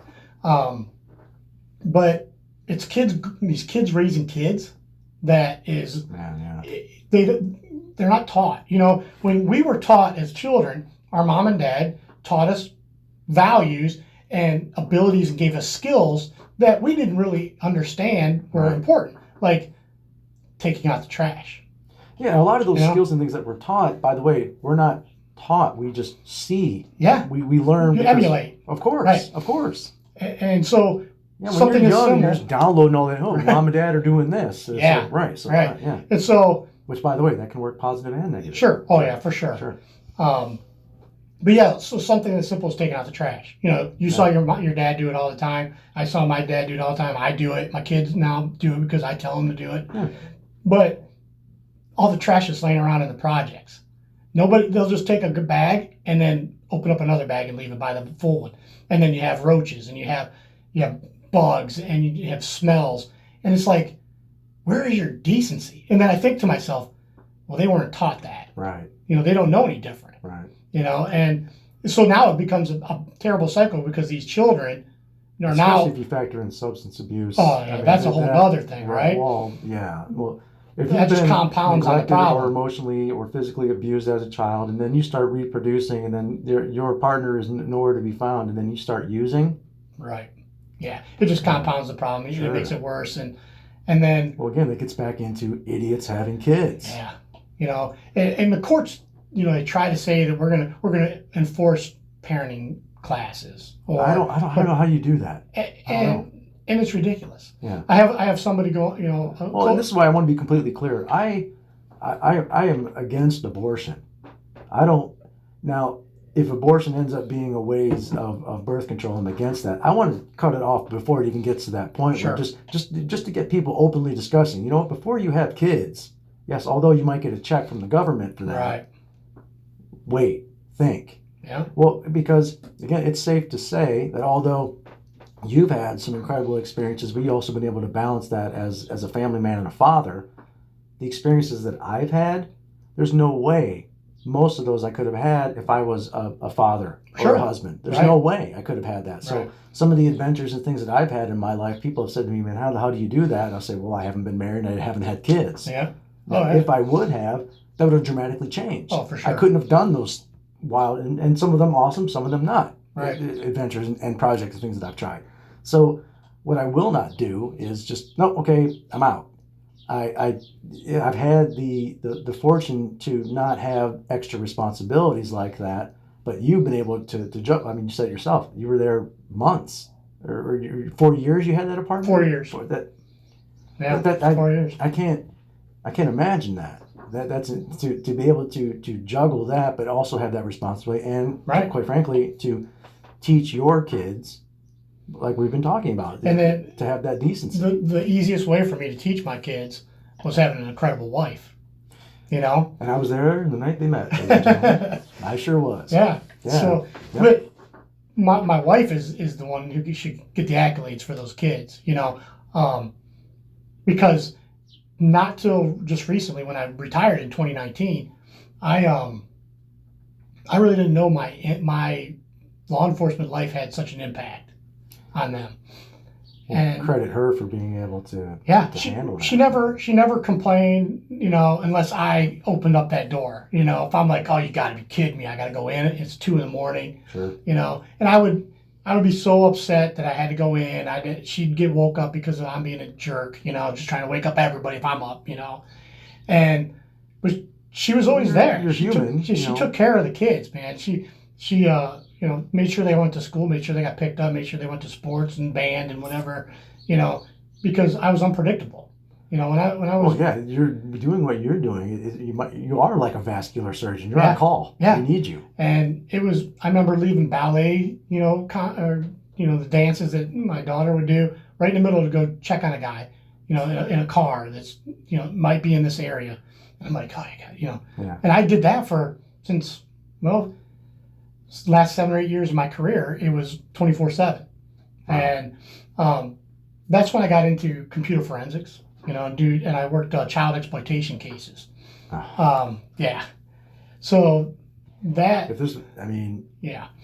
no matter what the crime is, you start bringing in kids. Yeah. And I was primarily the guy for our department. I did 90% of forensics for the whole county, and yeah, child exploitation cases are terrible. Okay. You know, and I watched the special on the Night Stalker, okay. which is, if you haven't seen it, Mhm. it's amazing. And I mean, that guy was, he when they caught him and they were prosecuting, going through, life sentence and life sentence, and then they started bringing in the kids, which a lot of people don't realize what he did to kids. Oh, And after they got through 2 or 3 of the kids that were pointing him out and saying some of the things, the prosecutors, they turned to each other and said, let's just he's going away. Right. We're going to kill him.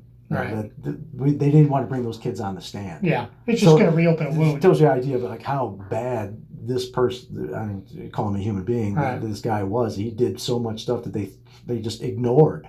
Yeah. Didn't even try to go after. So and on that special, the cops that talk about it, which is done really well. It's told from their perspective about how they were hunting him. Yeah. And the one guy says, it's like, you bring up kids, and you got emotional on the spot. And how do you not? Yeah. I can't imagine. There's a lot of times where I'm the only voice for those kids. Oh. They can't. They're not even old enough to talk, and it's not easy. And then people don't realize that the stuff that I went through to help families that I didn't know, right? And then it affected me as a dad. Of course. And I mean, this might sound weird or unbelievable, but it was hard for me to change my own child's diaper because of the work that I did, because I felt like I shouldn't be cleaning them up. You know what I mean? Wow. And I knew it was affecting me, but I kept driving on and doing my job. And the worst part of the whole thing is not winning those cases over, lack of evidence, because can a 1-year-old tell you what happened? Right. Can with they all be a the witness? Right. And so I lost a lot of cases when it came to child exploitation, unless it had. See, that's where you deserve credit, because to not want to take matters in your own hands sometimes. Oh yeah. I can't imagine some of the people you've been in the room with. I have one case in particular that, to this day, if I ever saw that guy, it might be really hard to hold back, that I lost. And I can imagine. But I've seen that kid, the little guy. I think he was 2 at the time, and now he's much older. He has no idea what ever happened to him, which is good. That's good, right? Yeah.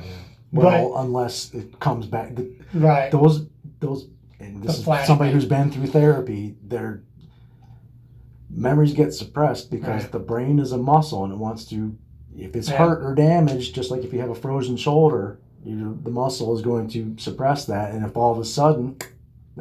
Someday. Right. I wish him well, and I hope he gets ongoing therapy because of that. Yeah. But, I remember over the holidays, I used to work a side gig in Best Buy when they did the Black Friday sales. But I saw this. I worked retail. I'm on the other side of the glass, so I get it. Right. Yeah. But I'll never forget that the grandma and grandpa, I saw this kid in a grocery cart. They're pushing him in, and I knew who he was. No kidding. And it was a couple years later, and I'm like, oh my God, that's so and so, Right. And I thought, hey, how's he doing? I gave the little guy a hug, but it's just, and you're there in uniform and everything. So, yeah. And so I had times where but I couldn't fix or get justification for him because of the court system, the requirements, and. See, and that's the thing. You go catch, and then it's a whole different process whether or not they get locked up. Right, and there's a special way you have to interview them, and a special, we all have rights, and if I don't do this step by step correctly, then you could lose major evidence. You ever had that happen where you made a mistake? Oh yeah. God, I can't. Yeah, a murder. I worked a murder case one time in Elyria, and I was interviewing the guy. He shot this other guy with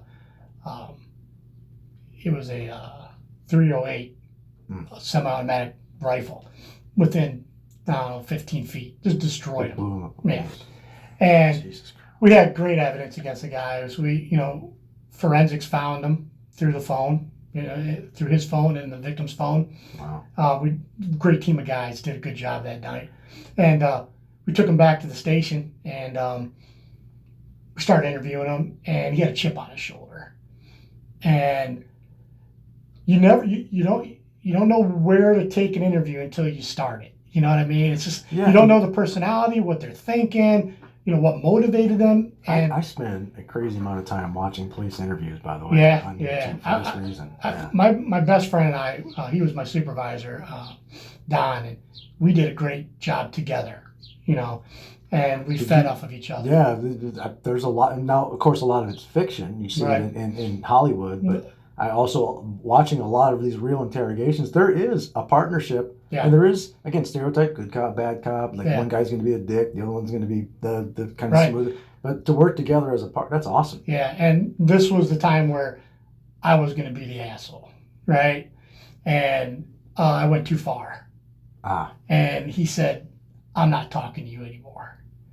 And that came up in court. Was that when he asked for a lawyer, or was that when he said he wasn't talking to me? Because there's still other people around.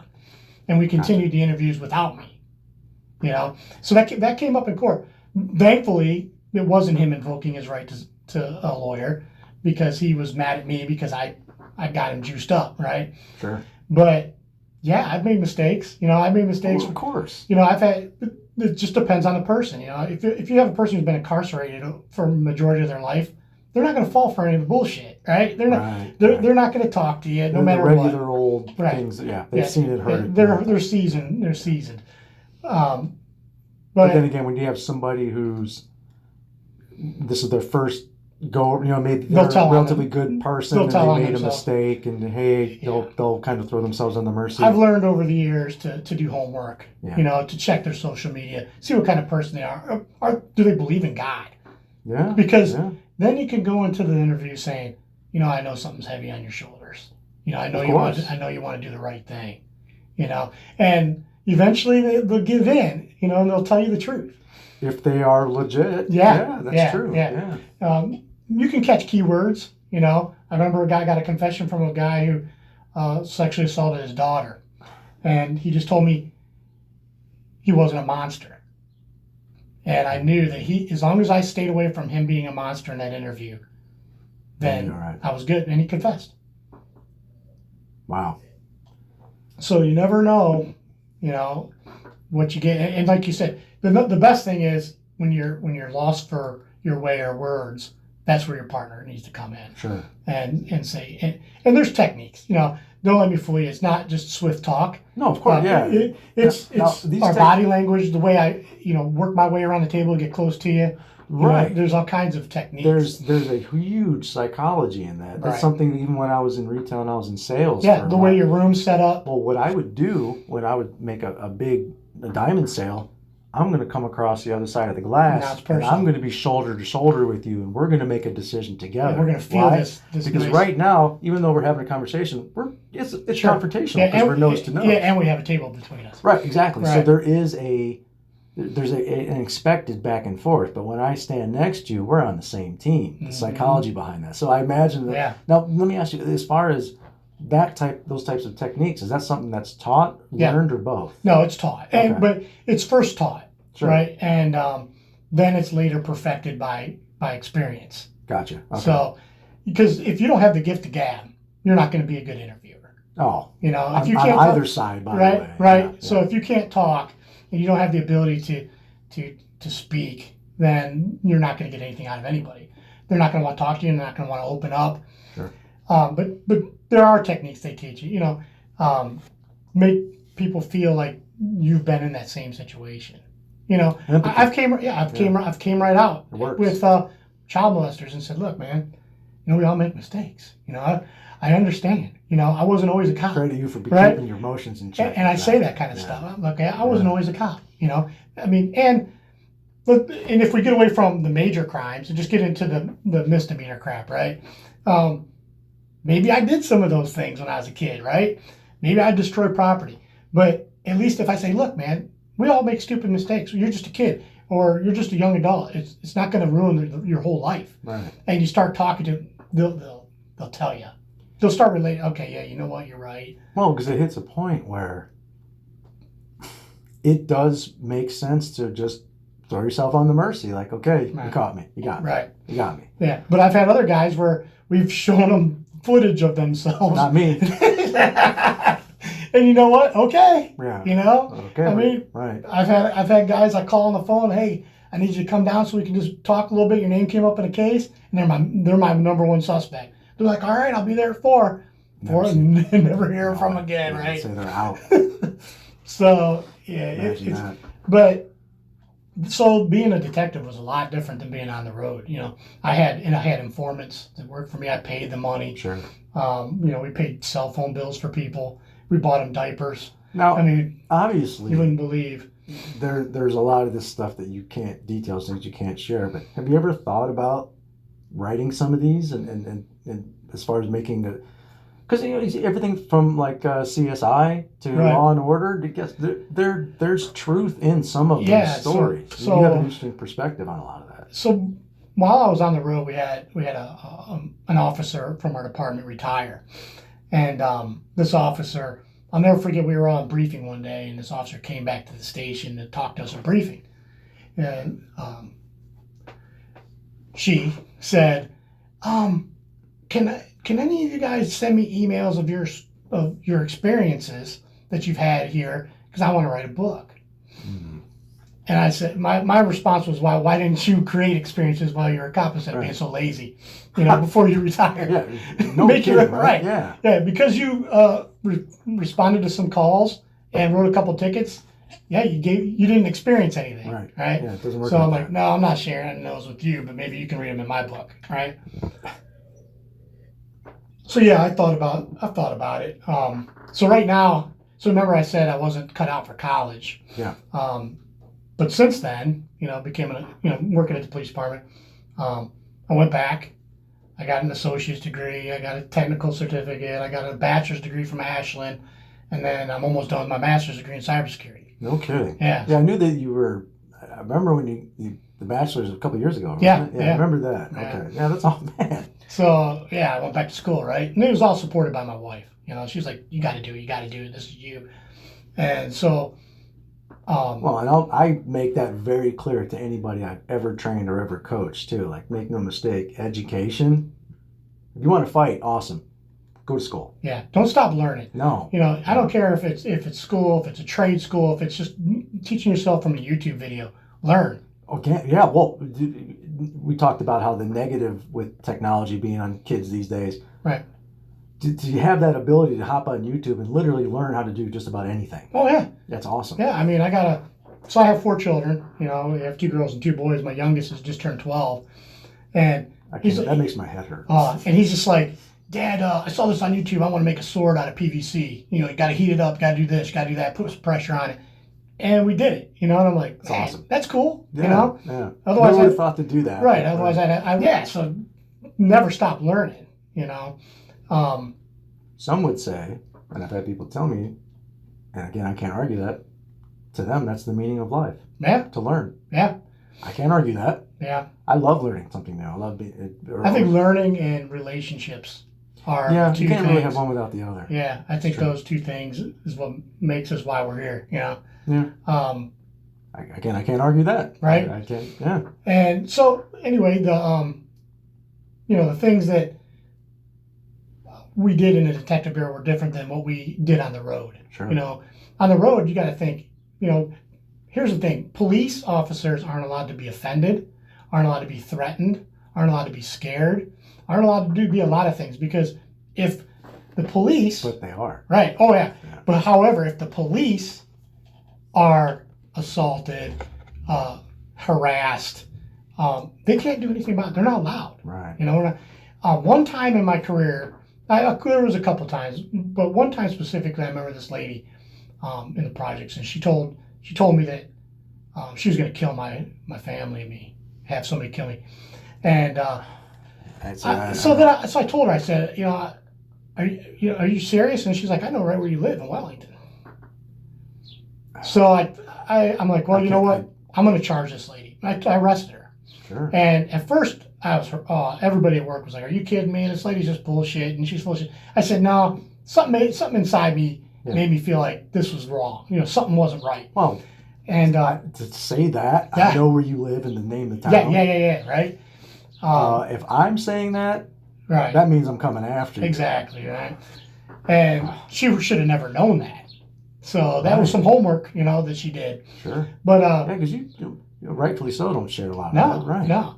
And she ended up pleading guilty to all the charges, and she went to prison for it for a few years. Well, so but now, if we're called names or we're being recorded, and interfered with our investigations or whatnot, excuse me, we're not allowed, cops are not allowed to be offended and not allowed to be threatened because they're cops, right? And that's what people don't understand. Let me tell you, when, I remember I was on the road, and where Abraham Buick and Sunnyside is, that big intersection there. A kid was crossing the road on his bicycle and got drilled by a truck or a car, and he was obviously not going to make it. Yeah. And I got there before an ambulance got there, and there was no signs of life. And then they showed up and they tried to do what they could. And I remember going to the hospital, as the ambulance was, pulling up there, and they put him in a room, and he didn't make it. And so they put him in a private room, and I remember standing there by the door, just writing in my notepad some stuff. And his dad walked up to the door, and he's crying, and I just, gave him a hug and said, "Look, man, I'm sorry," because what else can you say? Sure. But those are the things that when I'm driving home at night, right, that I think about. And I can tell you, and people don't believe this, but cops are humans. Cops are people. Yeah. I don't know how many times in those 21 and a half years I drove home crying at night. And then I just wipe my tears before I walk in my door. And we have feelings. Got to get in character. Yeah. And it's just like, you got to be kidding me, man. And then, so people don't understand, we take this home. And and I didn't live in the same city I worked on purpose. So I had that time to reflect and decompress on my way home. A smart move on that part. Yeah. And you had to be in the same county, probably. Yeah. So it was really, it was hard to deal with, and that's why you see a lot of police officers kill themselves. There's a high suicide rate, and police and ex-military. Yeah. Oh yeah. Which you're both. Yeah. And I think the reason I'm still sitting here is because you and I went to Cleveland one night, man, and I met the girl, right? Yeah. By the way, I want to say this real quick. All right. I've been to a lot of nightclubs. I've been to a lot of parties, and I've thrown a lot of parties at a lot of nightclubs, and I've had a lot of buddies, and I've had a lot of friends, and had a lot of people hooking up and having good times. I have one friend who met his wife at a nightclub. One. So when you start talking about statistics, you guys beat that. Yeah. And that was 23 years this August. That was crazy. That was a fun time. That was back when the flats were something, and we had a lot of fun. And I was there that night, and that's what I'm saying. Like, I've had a lot of friends, and again, if you're gonna meet at a club and have a good time, God bless you, awesome. But to find your soulmate, if you will, I know one person that's done that. So credit you and your wife. Well, she never answered the phone. Remember, I threw her phone number away. That's right. You called. That's right. And then my mom says, "Hey, there's a phone call on the answering machine from some girl named Erin." That's right. I was like, what? Yeah. You were sideways. Yeah. It was a long night. And by the way, that is the 100% truth from the minute he met you. I'm not kidding. He was. That's right. You were pissed because you wanted to meet her. You really wanted to spend time with her, and then there you go. Yeah. Didn't you? I remember there was one time I think I drove you over there or something. I got a parking ticket, if I remember. Oh, at the college. Yeah, at the college. Yeah. I think we threw it out, or she took it. Who knows? Yeah, I think Erin just took it and dealt with it. Yeah, that's what I'm saying. Like when I don't go into specifics, but I'll talk about friends that are in the party scene and that scene. I'm like, I know I have one buddy that met his wife in that scene. Yeah. And to be fair, that wasn't. We were just out. It wasn't like that was the first time she ever went there too. She was there on Christmas break. That's right. Yeah. Crazy. Yeah. But anyway. Yeah. But anyway, get back to having support of the family. That's what's important, because if getting back to the cops are human. Sure. Now, humans make mistakes, right? I make them every day. Yeah. And it's unfortunate that if a police officer makes a mistake, it could be deadly for him or somebody else. Yeah. But, you know, in recent news, you know, you see these officers, you know, it gets singled out for their negative actions, you know, not following policy, creating risk. There's also part of the reason with that is, again, back to the stereotypes. There were some bad cops that for a long time were able to get away with behavior that now they can't because everybody has a TV station in their pocket. Sure. So there are some bad cops that are being called out because of that technology. I think if we look at the root of where that came from, who were the policemen when we were born? They were Vietnam vets. Yeah. You know, they were soldiers. Yeah. You know, they didn't need any training other than being a soldier. Once they're a soldier, let's hire him. The guy's huge, he's a big guy. Let's bring him in as a cop, himself, right? And that's how you policed back then. Yeah. And policing evolved by guys doing the wrong thing. You know, okay, let's make a policy for that because that's probably not the good thing to do.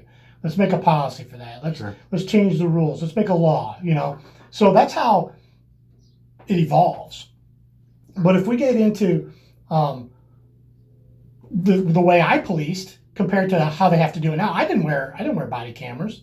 You know, we didn't have them when I first became a cop. Technology wasn't even really there. we didn't even have cell phones my first year. Right. So, and we didn't have, you know, the computers were on station at monochrome, you know, screens. Yeah, not like that. Come on. Yeah, now. Dot matrix printers, you know. Are you kidding me? Although it's probably not the best thing to admit, but I actually watch HBO in the car when I'm driving. So to be fair, I don't stare at it. But well, we had a cop, and he knows who he is. He had, you know, those kind of TVs that had the VCRs embedded in them? Yeah. He had one in his cruiser, and on night shift would watch videos. And he knows he's retired now and living life. That's fine. But you know, he didn't have any you know, he didn't have any worries. He you know, made it 25 years safe. Hey. But well, if you can do it safely, sure. Yeah, but the more aggressive, the more risks, the more proactive you are as a cop, then you tend to get into the situations that you'll see on TV. Gotcha. Right? So that guy who you see on TV could have been me. You know, I just saw on Facebook there's a Wellington thing, and there's someone posted a picture of me just pointing a gun at somebody in Wilkes Villa, and it was a meme, something, you know. Of you? No, it was a meme of Wilkes Villa. Oh, Wilkes Villa. Okay. Right, but it was a picture of me holding my gun at somebody, and I'm like, wow. That's me, you know. So you never know what's out there, but you know, I don't know what's on the other side of that door. All right. That's what I'm saying. Well, and this is where I can really lend my expertise is in training before there's an altercation. Sure. Because I will say to you what I've said to every single police officer that I've trained, which is, how in the world is it if you have a weapon on your hip that I'm teaching you how to fight with your hands? I'm going to tell you why. I'm going to give you an answer. Sure. Nobody has. Okay, I'm going to give you an answer. Because when I was a new cop, and I would get in fights, I'll never forget, I kicked this dude in the head. Right? Like, standing up, I kicked him in the head. And, right? Remember, I was doing a lot of karate for right, a long time. Yeah. So, I'll never forget, I get called into the office. And my boss was like, "Did you kick this guy in the head?" I'm like, "Yeah, he's coming right at me." He's like, "Well, did you forget about all these less than lethal tools that you have on your belt?" I'm like, "Yep." So it's embedded. So if you're a grappler, you're a wrestler in high school, and you wrestle your whole life and you're a fighter, why would you reach for your spray? It's not natural. You know, it's not natural to pull out a baton or a taser like that one lady pulled out a gun and thought it was a taser. It's just not natural. You train once or twice a year on how to use a taser, but when you're preoccupied with adrenaline, and you're going to go back to with muscle memory, right? Sure. So, not to defend what she did, she shot somebody, for God's sakes. But we all saw there was a void in training somewhere, or to create habit. And that's the problem. We train and train and train on so much stuff every day. I remember as a police officer, they had online training that we had to complete by Friday every single week. And it could have been use of force, it could have been policy procedure, it could have been new laws that changed. And but I don't see how you can, it took me from when I was new, kicking a guy in the head, to 15 years later, automatically going, it takes too long. It takes too long to change that training. Have I put my knee in someone's neck? Yeah. Mm-hmm. But we always had a rule. And I was taught this by the guys who trained me, and I trained many cops. I was a field training officer at the police department. And to toot my own horn, most of them are all supervisors now. They did real good, awesome. Nice. But I always told them, like I was taught, once the handcuffs come on, it's hands off. Yeah. Now, instead of trying to arrest or to catch somebody, now we're caregivers. Once you put the handcuffs on them, let's check their well-being. Well, I feel like, and that makes sense. And on that same note, like the incident in Atlanta last year where the guy was sleeping in his car in the Wendy's parking lot, pulled him out. I watched that video. That guy was sitting on his ass in front of the officer, zip tied.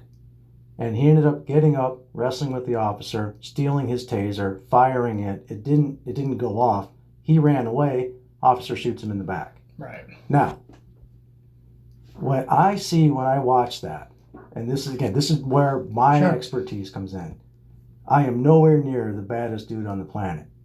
But I don't give a shit who it is. You put a human being on his ass in front of me, hands tied.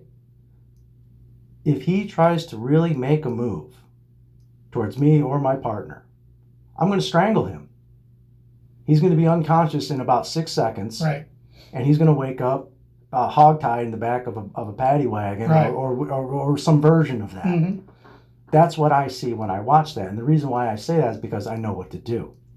Now, another thing that I encounter a lot with officers is not only necessarily knowing how to do that type of and again, this gets into if that is not legal for an officer to do, we should investigate that. Right. Because I'm of the opinion that gentleman's family would rather visit him with glass between them than figure out where they're going to put him in the ground. Sure, absolutely. That's my opinion on that. Now, so when you start talking about excessive force with police officers and stuff, and I understand that that's a fine line in certain situations. That's my take on when I look at things like that incident in particular. Now, also to go along with that I've seen in a lot of, like the officer in South Carolina that shot the guy in the back and then planted a gun next to him. I mean, that was horrific. Mm-hmm. And again, these certain instances, I don't care about your skin color. That was a guy that was a criminal, a cop, I mean. Yeah, absolutely. Now, there's also part of my feeling of not even necessarily self-defense, just physical fitness. I've seen a lot of officers, that guy gets away from me, I'm not going to catch him. I'm going to fire at him. Mm-hmm. And it's not necessarily because I need to use deadly force. It's because I'm so out of shape, I can't catch that guy. So in my opinion, and this is, again, where my expertise comes in, the idea, and this gets back into that, you have a weapon on your hip. I've lost track of how many police officers I've encountered that I've thought to myself, if I got in a cage with this guy, he's done, right? He's not even going to get to his weapon. Even if he's fully armed, I'm going to grab him before he even comes close to that. And this guy could be younger, bigger, stronger, faster, more athletic than me, but it doesn't matter. I grab a hold of him and I'm going to choke him out. Right. Or I'm going to break his arm in 3 or 4 places. And it has nothing to do with how much weight I can push. It's just about the angles and the training that I know. So, if I could paint a perfect picture, and I'm going to do that for you here in a second. Sure. Of being able to teach and train. One thing we keep hearing about is reimagining police. That's something that you hear about in the politicians are saying a lot. You see a lot online. Reimagining police. Okay, I want to do a little bit of a picture for you because you talked about traffic stops in particular, And when I get done, I expect your feedback. Sure. And then one thing that I want to do before we wrap things up here is we're going to watch a couple of police videos. Cool. And I want to get your feedback on that.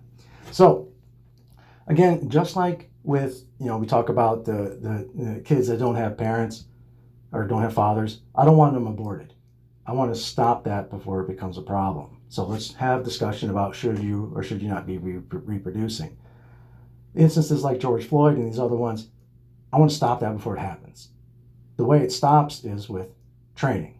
Now, the training that I have in mind is not only a version of training, but also a version of technology too. So here is the scenario that I'm going to paint for you. And this would take, obviously I'm not going to snap my fingers, and if this is even able to happen, it wouldn't happen Sure. tomorrow. This would be something that would take time. And that's the one thing that people don't understand. You're not going to fix this overnight. You can make changes overnight that are going to happen over time. Now, so here's the scenario that I have. Okay, let's say you and I are partners, and we're out on patrol, and you are as skilled with your hands as I am, and I'm as skilled with a weapon as you are. So and everybody out there knows that now.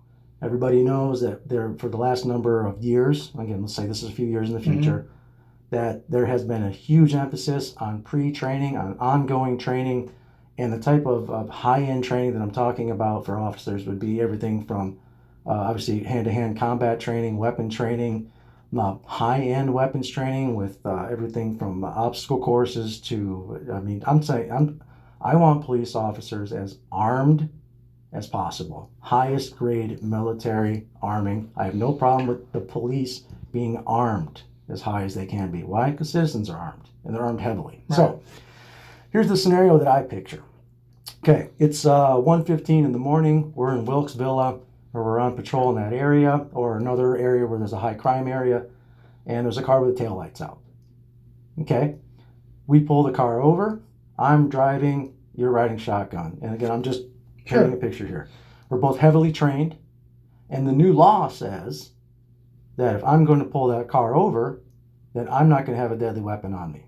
That's the new law. Let's say that becomes law. Okay, I have a body camera here. You have a body camera. We also have a camera on the dash. We also have a camera on the rear.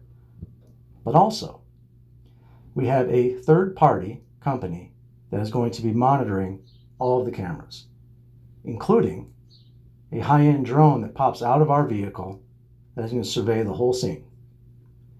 That third party is going to be operated by two people they could be anywhere in the world, doesn't matter. That drone, which again, I know a lot about these damn things. Right. I'm really into them. That drone can go 100 miles an hour for 8 miles. That drone, everything that's going on in that car, everything that's going on in our car is completely seen with the technology. It doesn't matter if it's in the middle of the day or the middle of the night. They're going to see everything that's happening with that drone. Third party. Okay.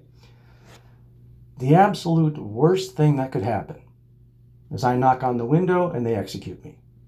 That's a worst case scenario today, right, even with a weapon on my hip. Mm-hmm. I knock on the window.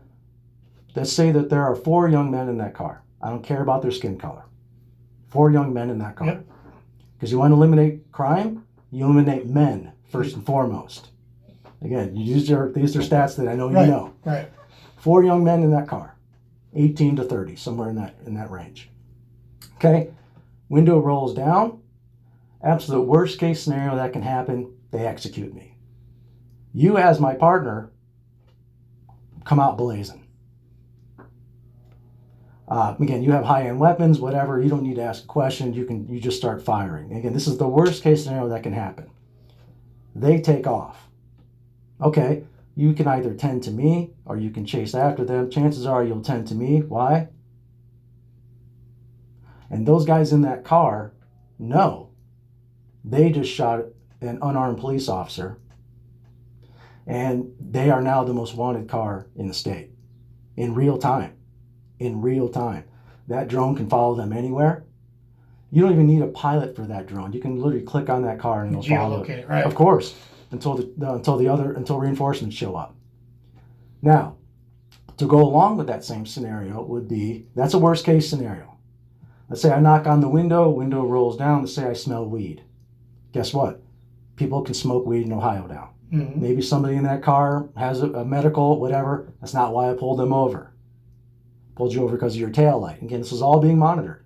You're sitting there, you're running the plates, you're doing your thing. I take the information. Okay, great, guys, I'll be right back. Make sure there's no warrants. They go on their way. They might have weapons in the car. They might be on their way to go do something bad. That's not why I pulled them over. Right. Let them go do something bad, we'll catch them then. Now, good news is, we might have some suspicions on those guys, and we can say, hey, keep an eye out for this car coming around. Technology will also be able to assist with that. Those guys now also know that they're marked. Anywhere they decide to go, they're going to be marked.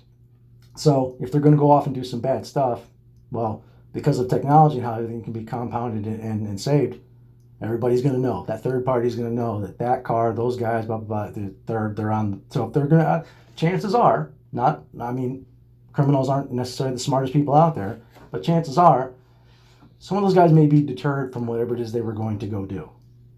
Now, that's a best case scenario. They go on their way, nobody gets hurt. Worst case scenario, I get executed, there's a shootout, but those guys are now the most wanted people out there. And for people that want to defend their actions or whatever, they shot an unarmed police officer. Period. Now that's, again, the worst case scenario for my loved ones is I don't come home. That's something you guys deal with every day. Right. So, to go along with that, let's say there's a small domestic dispute somewhere. There's a family reunion 4th of July, and Uncle whoever had too many pops, and they're going to swing at each other. We get called to that. We show up. We get, I get out of the car again. I don't have a weapon on me. You don't have a weapon on you. If we see a weapon, of course, we brandish our weapons and we figure it out. The one thing that's going to make a big difference in that crowd is they're going to know that when we show up, if we have to go hand to hand, we could smash everybody there if we want to. That makes a big difference in the psychology of people. When I'm around a human being that's trying to tell me what's up, and I know that if I grabbed a hold of that human being that I could make him piss his pants, there's a part of me that's like, let alone if I'm up to no good. That's different. There's going to be some pushback with that. So if we happen to show up, again, two middle-aged white guys, if we show up in an area where we're the only white guys there, but they know what we can do with our hands, I don't even need to grab my weapon for you. So again, this gets back into training that happens before. There was a guy named Jocko Willick. If you haven't checked him out, at 4:16 in the morning, right? Or what is it? Yeah, he's awesome. And one thing that he says every day. He said on Rogan's podcast that I agree that officers should have at least 20% of ongoing hand-to-hand training. And I would agree with that because, again, when I get around somebody that is in charge of protecting people, many people, and the idea that I'm like, you get that weapon away from that guy, I don't know how he could defend anything. That's the problem that I have. And also it gets into not only being able to understand how to use that weapon, but also physical fitness. There should be an ongoing physical fitness requirement. If you're going to be out there interacting with people in the public and catching bad guys, then you need to be able to physically catch these bad guys. So, in my opinion, and again, I understand I can't snap my fingers and have this happen overnight. Right. First and foremost, to use your words, the cops that are dead weight, the cops that are at best questionable, at worst criminals, got to get them out. How do we do that? I am open to suggestions on how to do that. That's part of that system, the political system and things that I wouldn't understand. What I understand is training. What I understand is being prepared. And what I understand is also being prepared for consequences and the results of those consequences. Again, you've dealt with it on a high level that I can't understand. And I won't understand until I've been in that position. So that's the scenario that I see as far as, when you see these traffic stops where they turn into deadly altercations. And there was the one of the guy in New Mexico, that the cop that pulled the guy over and was executed recently. And I've seen that. That's horrific to see. So, and that's just, again, I'm just painting a perfect picture. I don't know how realistic that is, or I should say I know it's realistic. I don't know how realistic that would be in a short time. So that's my scenario. So I'd like to, I welcome your feedback on that. So, training, right? Training. So, in situations like that, first, we can't train an officer to know someone's intent. And that's what's scary. Okay, that's what we can only train for the what if, and we can create scenarios all day to try to figure out, well, how will we react to this scenario? How will we react to that scenario? Before I left or retired, we did unarmed self-defense. We did weapons retention, but maybe twice a year, once a year.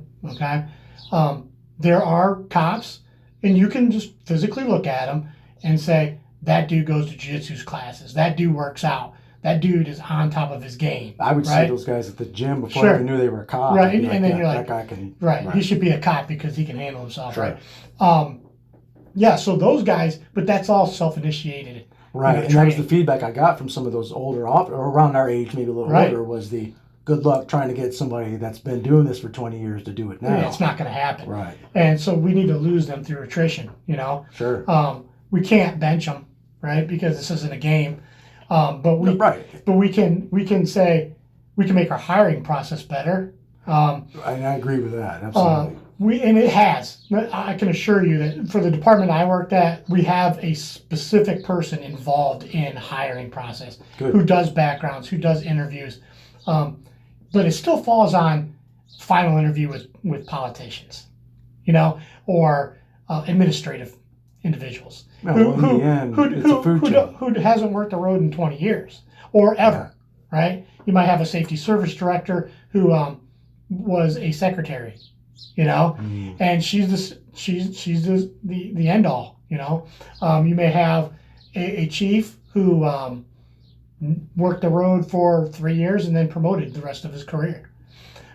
So you have bottlenecks in this profession, in your ability to weed out bad guys or cops, and to train the ones that we have. Gotcha. Yeah.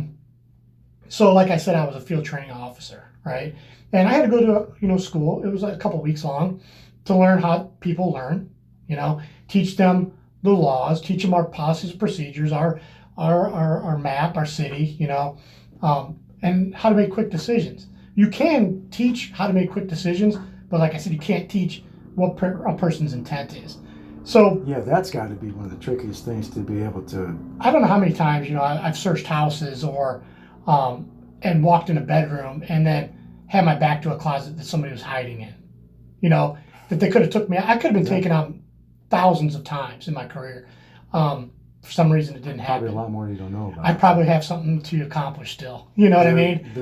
And this is not to instill fear, but there may have been times that you were in crosshairs. Oh yeah. I can't imagine what that would feel. I've been shot at, so I've had people come at me with knives. So I know how it feels. I mean, I've lost partners, so I know what the worst is, right? And I don't want to work with those people either that don't belong. Sure. They're a danger to you. Right. Yeah, and I've said that in the past. I've told individuals when I've gone on calls, I've said after the call was over, and I would say I literally told other cops, don't come on calls that involve me. Right. I will handle them. I don't want to have to be responsible for you on top of my own actions. And that's because of them and their ability. Yeah, or inability to do anything. Right. Correct. Maybe they're lazy. Maybe they're dangerous. They don't pay attention. I had a partner who I would search cars and I'd look up in the window to see if he's standing there watching me. He's got his hands in his vest, just looking around, and the bad guy's right behind me, or the guy who owned the car. Yeah. And I got my butt in the wind and my head under his driver's seat looking for dope, right? So I've said, look, you can't. There is a contact and a cover officer.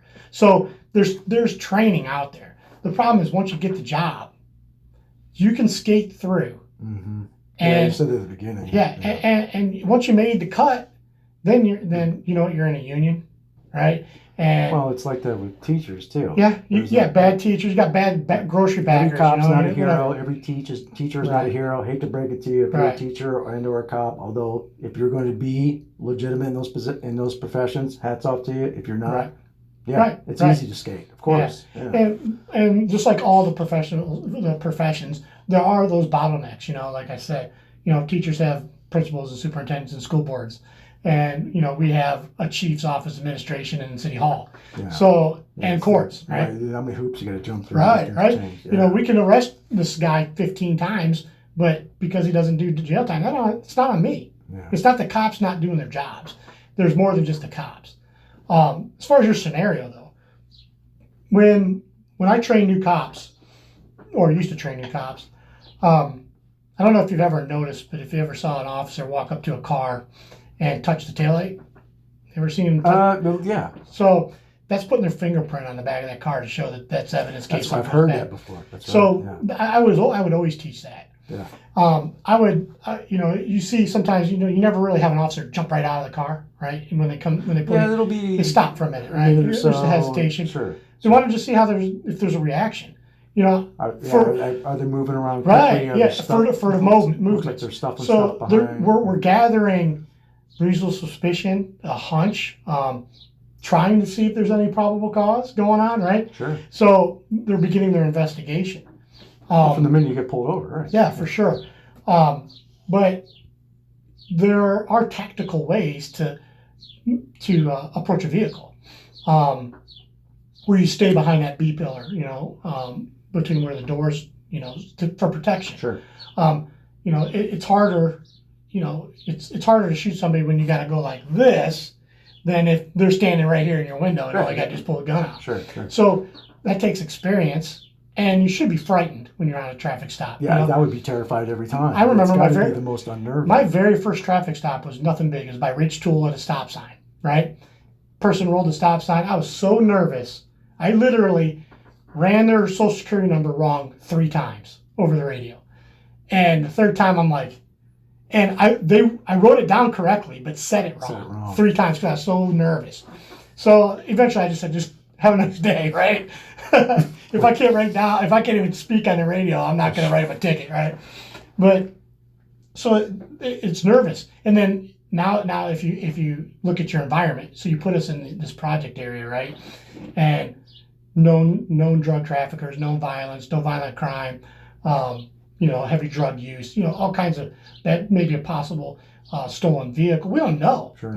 And then maybe it's 3 good kids and 1 bad. And True. If you get executed, do I shoot all 4? What do you do? And it's so fast, right? So, or do I just, I saw their faces, maybe I could figure out who they are. But if they're from another city, I might never see them again. Right. And that happened quite a bit. We would see, guys do things and we never see them again because they came from Cleveland. When I was still working in jewelry and retail, there were people coming down from Detroit. This was just 3-4 years ago, that were going around and smashing up jewelry stores and taking. It happened in the store I worked in. Turns out these guys were from Detroit. Yeah, they were coming down, and that was part of the issue of catching them. Right. They were from out of town. Yeah. So how are you gonna the technology like you said is a good possibility to identify people, but all we want to avoid is I want to go home. I want those people to go home that we interact with. No, I've never met. We don't go to briefing and sit back and be like, okay, Sumpter, today's your turn to go ahead and shoot a guy. Today you can put your knee on this guy's neck until he stops breathing. We don't do that shit. No cop wants to kill anybody. I mean, I'm sure that Chauvin guy didn't want that guy to die. He might be the biggest piece of shit cop, and he violated policies and he was found guilty. But he probably didn't want the guy to die. Well, deep down inside, because let me just finish one last thing. Deep down inside, we don't want to kill people. No. We don't go out. We don't want to kill people. We're built to help each other. Sure. And even like I'll have situations where I'll talk about like being here at home. Something happens in the middle of the night. The fact that I can defend us is good. Right. But I'm not the. I used to use the line to guys when I was chasing them, and I'm like, hey, I've trained 20 years for this. Don't make me do it. Not at this point in my career. But we have to.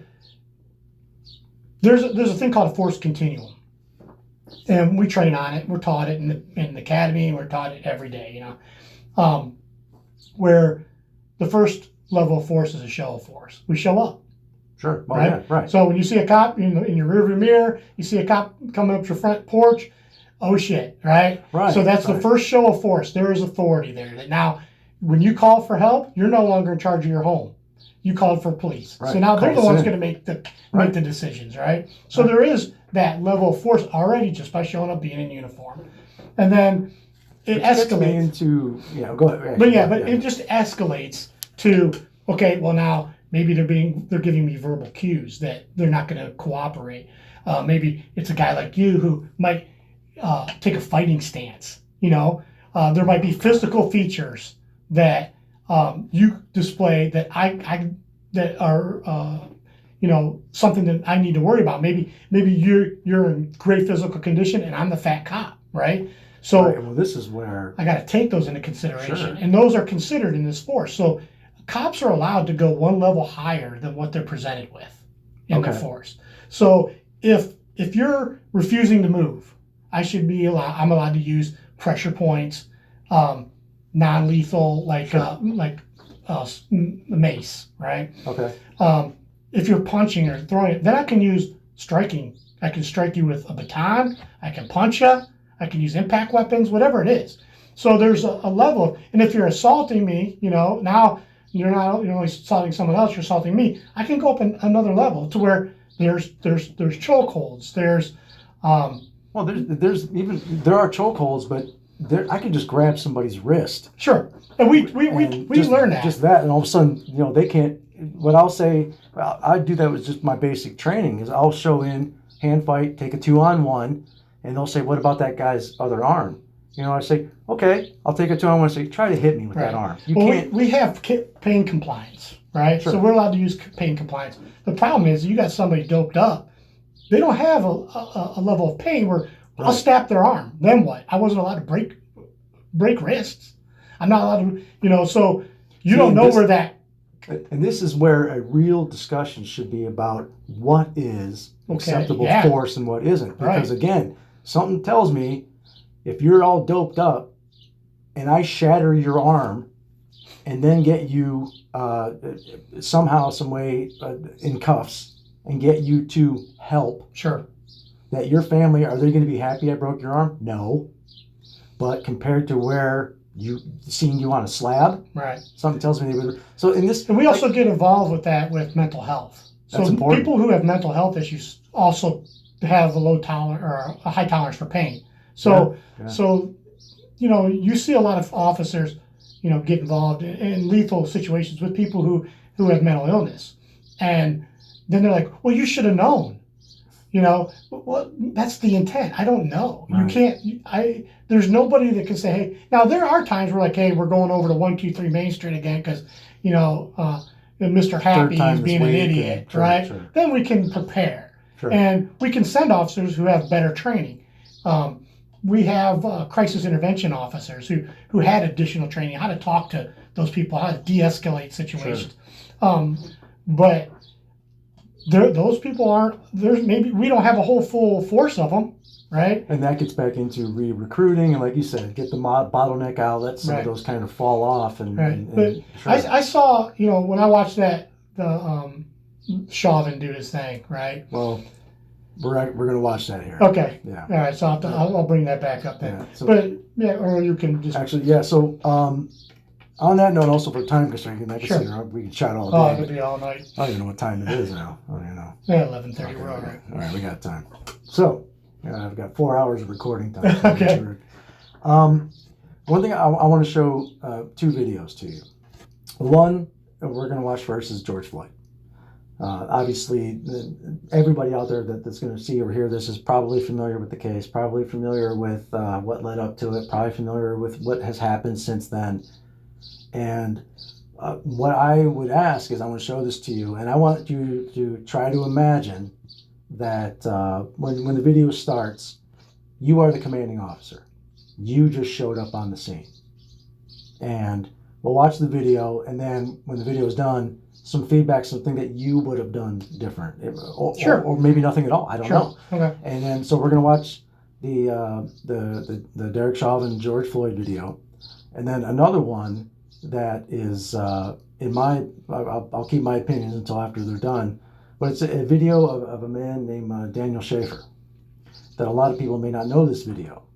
And the reason why you don't know this video is because my argument was, and always will be, although there are racist police officers out there, absolutely there are. Guess what? I'm a coach. There are racist coaches out there. There are racist teachers. There are racist gas station attendants. I don't give a damn what you do for a living. You can be a racist person.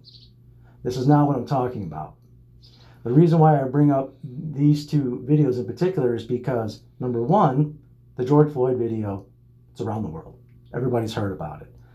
And there's been a huge narrative about how this has been an open season and a target on people of color. Now, most of the people out there that are watching this have already seen this video or seen highlights of this video, and they have their own opinions of it. And the fact that this was a white cop and this was a black victim, I completely understand why people would be upset over this. But my argument was, and always has been, officers can be assholes first and way on down racist. The reason why I say that is because I'm a white guy, almost 50 years old. I don't want to call the cops.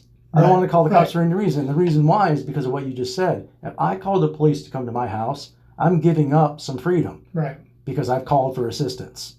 And by you coming into my house, and especially how many times has it happened where I call, and then by the time that I call and you get here, the situation has changed, or maybe I've got him or her or whatever, and it's, you keep your mouth shut. Right. And, so there's a lot of, like you said, the intent. How do you figure that out?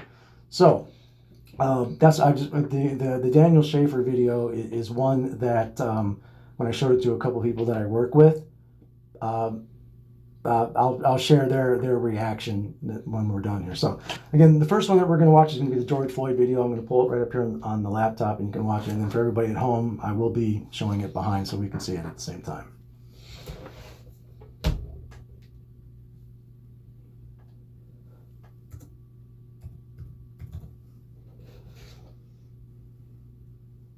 October 14th? 73. Man, I got shot last time. Same way, man. If you mind doing me a favor, just run this Nah, back man. for me. George Floyd. Thank you. Man, you was looking for sauce. I don't want no problems. I ain't gonna do nothing. Man, Yeah, you know why we're here? Why? I'm sure We're here you've because seen it it sounds many like you gave times. a bill to the individuals in there. Yeah. You understand that? Yes. And do you know why we pulled you out of the car? Because you was not listening to anything we told you.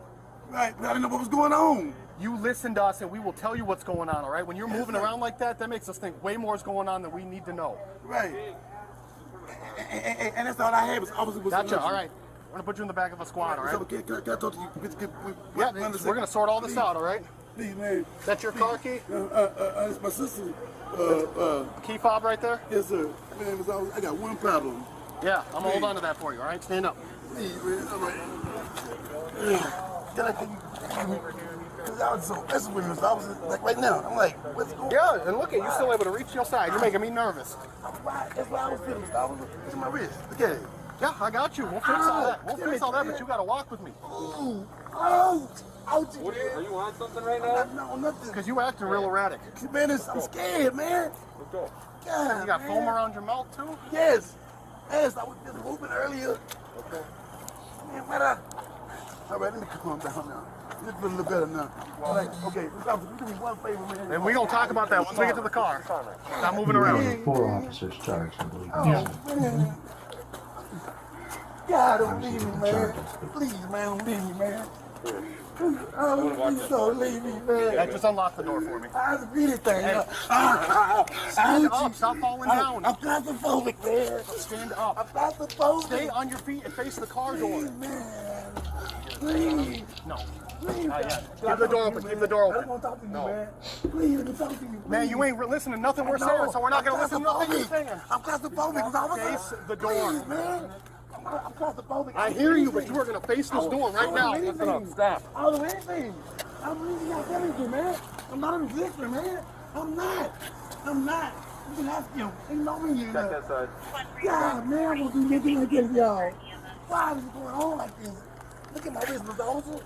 I'm not that kind of guy. Sit still. Mr. Officer, I'm not that kind of guy. Please. I'm not that kind of guy, Mr. Officer. Please. God. Please, man. Don't leave me by myself, man. Please. I'm just claustrophobic. That's it. Anything sharp on you? I won't do nothing to hurt y'all. Do you have anything sharp on you? Sir. Not even like a Why- comb or nothing? No, I don't have nothing. Why y'all doing me like that, Mr. Officer? Please, crack it for me and stuff, man. Stand up straight. I'm claustrophobic for real, Mr. Officer. You got him? Could you please crack it for me, please? Yes, I'll Remember my crack name. it. Stay I with me, will. man. I will. Please stay with me, man. Thank you. God, man. I didn't know all this was gonna happen, man. Please, man. I just want my hands free. I don't gonna do nothing, y'all, man. Nothing. Here, you get that inside in And your I pocket real understand. quick on your side. Hey, On but the I'm- flex. and I- I'm listening. And I understand that people do stuff, and y'all don't know me. Take a Okay, seat. okay. Why are you having trouble walking? Because my hands Roll are the windows hurt. down, We will- okay? Please, man. Please don't do this. Take a seat. I'm going in, Mr. Officer. I'm going No, in. you're not. I gotta go in. Take a seat. Grab a seat, man. Why y'all don't believe me, Mr. Officer? Take a seat. I'm not that kind of guy. I'm not that kind of guy, man. Take a seat. Yo, I'm a die here. Take a I'm a seat. die, man. You need to take a seat right now. And I just had COVID, man. I don't want to go back to that. Take a Hey, seat. I'll roll the windows No. down. Hey, listen. Dang, man. Listen. I'm not that kind of guy. I'll roll the windows down Please, and you put man. your legs in, all right? I'll Y'all put the air on. God, look at that. Look Look, at that. you're not even listening. Look at it. Look at it. We can fix Look. it, but not while you're standing out Okay, here. man. God, y'all do me bad, man. Man, I don't want to try to win. I don't want to try to win. I don't want to win. I'm claustrophobic. You ain't gonna win, bro. I'm claustrophobic. I got anxiety. I don't want to do nothing to I'll them. roll the window down. So listen to me. Man, I'm scared as fuck, That's man. okay. You made a mistake somewhere. When I start breathing, it's gonna go off on me, Get in man. there. Pull your legs in. Okay. Let me count to three. Let me count to three and I'm going in. Please. You can't win. Please, I'm not trying to win. I'm not trying to win. I'll get on the ground, anything. I Get in the car. He know it. He know it too, Mr. Officer. Y'all hear me? Don't do me like that, man. Get in the Please. car. Okay, can I talk to you, please? Yes, you get in this car. We can talk. I am claustrophobic. I'm hearing you, but you're not man. working with me. God, I'm claustrophobic, man. Get in the car. Here, I'm gonna pull you. Get in the Please car. put me in the front. Please. No, you're not getting in the I'm front. claustrophobic, Mr. Officer. Get in the car. Okay, man. Okay. I'm not a bad guy, man. Get in the car. I'm not a bad guy. Oh, man. What's my trouble? Please, officer. Please. Sit. Please. Take a seat. Please, man. Please. No, I can't Take a seat. I can't choke. I can't breathe, officer. Please. Please. You're fine. My wrist, man. My wrist, man, please. Okay. I'm on the ground. I'm on the ground. I'm on the ground, yo. I'm on the ground. Come on. I'm going down. I'm going down. I'm going down. Get in the squad. I'm going down. I'm going down. I'm not going to lose. Bro, you gonna die of a heart attack, man. I know I can't breathe. Get in the car.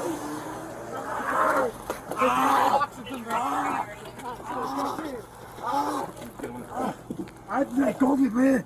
I can't breathe. I Take can't a seat. breathe. Please, man. Please listen to me. Is he going to jail? Listen to me. He's under arrest right now for forgery. I tell you. Can we figure out what's going on?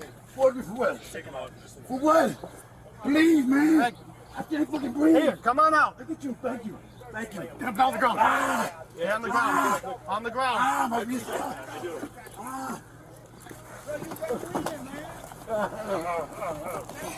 Right. You got your restraint? Hobble? I can't breathe. Okay. I can't breathe. Grab that. Once we get him. Jesus I Christ. can't breathe. I can't breathe. Thank you. I can't breathe. Stop moving. Mama. Mama. Yeah, Mama. it's in the, Mama. one of the front pouches Mama. on my right side bag. Mama. Mama. You're under arrest, guy. All right. All right. Oh my God. It's time to go to jail. I can't believe this. I can't believe this. Enough for him. I can't believe this. I can't believe this, man. Mama, I love you. Reese, I love you. You got hobble? Tell my kids I love They're them. grabbing it. I'm dead. Mine's in my side. It's listed. It's labeled. It says hobble. It's in I the can't top. breathe for nothing, man. It's cold blooded, man. Ah, ah, You're doing a lot of talking. Mama, I love you. I can't do nothing. Yeah, EMS is on their way. My face is gone. I can't breathe, man. Please. Please let me stay in. No. Please, man, I can't breathe. Get up on the sidewalk, please. One side or the other, please. My face getting bad. Here, should we get his legs up? Oh my God. Nope, just leave him. Oh Just my leave him. God. Just leave him. Yep, just leave him. All right. I'm dead. Hopefully Park's still sitting on that car. They were- Look at my face, man.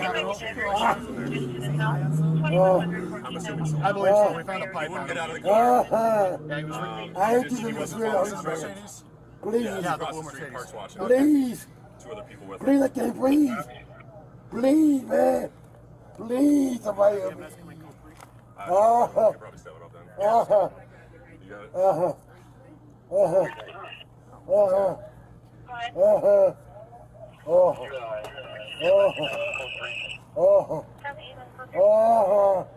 Please, man, somebody help me. Relax. I can't breathe. You're doing fine. You're talking fine. Deep I can't breath. breathe. I can't breathe. I can't breathe.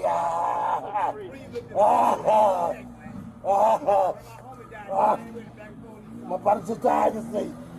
Relax. Man, I can't breathe my face. Just get up.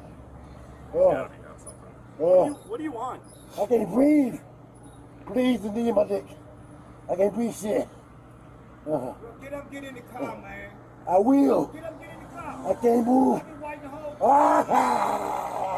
Get up, get in the car. Want Mama, a weed pipe on him? There might Mama. be something else with it. Might be like I PCP or can't. something. I'm bent. Is that the All right. shaking of the eyes, right? Is PCP? My knee, my neck, Are their eyes like shaking I'm back and forth through. really fast? I'm through.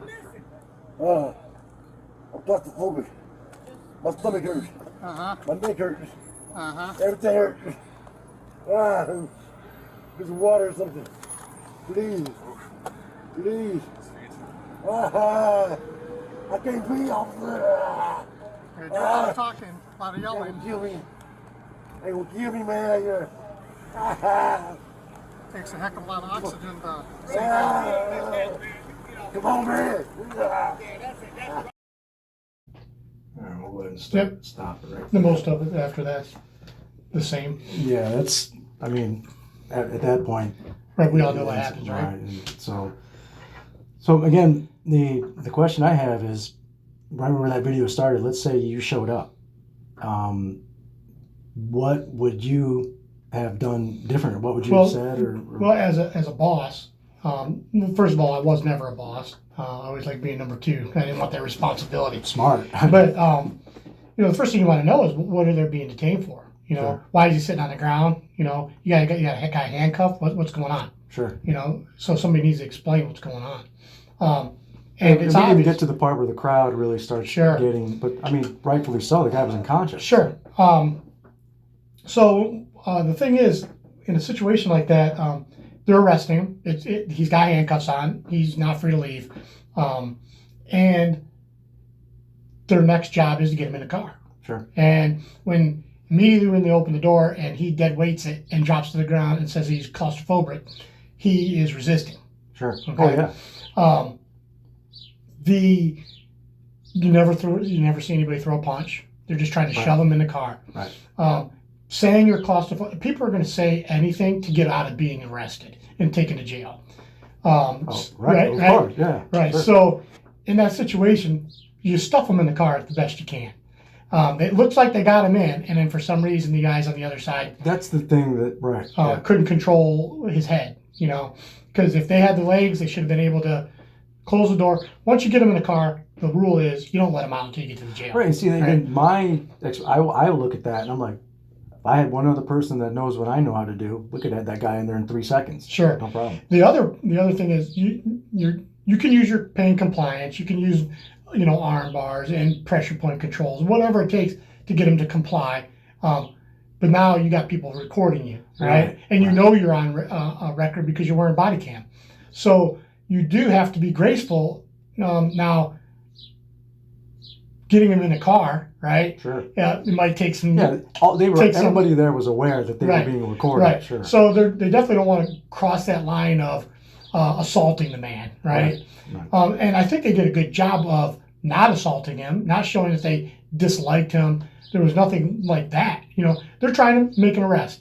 This guy's putting on a scene, right? He's trying to get everybody to see his attention. He's trying to say that he's claustrophobic. He's saying he can't breathe. He can obviously breathe, Sure. right? And I've used that line myself. If you can bitch or you can scream, then you can breathe, right? Then I'm not using. I've used that on the grappling. Right, Yeah, right. yeah. So getting him in the car was a major issue. If they would have just kept him in the car and drove off and take him to jail, he would still be alive today. Yeah. But we got to remember he has handcuffs on, so he's under the wellness, the safety, the security of those police officers. Right, and that's the criminal act. Right. So we have a problem with if anything happens to him while he's in the custody of the police, we're responsible. Now, when he got on the ground, they put him on the ground on the side of the car, and he's still saying, "I can't breathe." He can still obviously breathe if he can say that. Sure.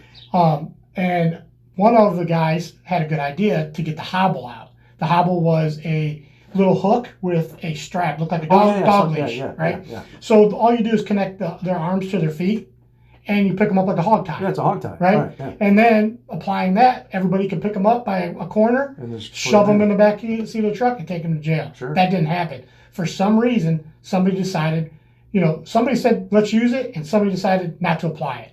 So there's some problems there. So right there, that would have been a big difference. Yeah, that could have been step 2, right? That could have been. I've never heard that from anyone. Right. Before. Yeah. So applying that hobble, you know what? You already got them cuffed. The hard part's done. All you got to do is wrap that thing around their legs and cinch it up, and they're not, then you can do whatever you want with them as far as getting them in the car.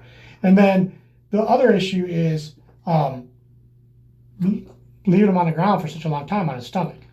Right, yeah, and of course, I mean, it continues on for another 7 minutes. Sure. So that's when again, for most people have already seen that, and rightfully so. If I was standing over there to the side and saw that, I would have been saying stuff to are you kidding me? Well, the issue with that, though, and I don't want to defend these guys because, and maybe some of those guys are innocent because maybe they weren't in charge of the scene. Maybe there's seniority issue here. There's all kinds of other things we got to. True. But if you have the person in the peanut gallery screaming while you're trying to do your job, you're not going to be able to focus. Correct. And well, again, a completely different level. Mm-hmm.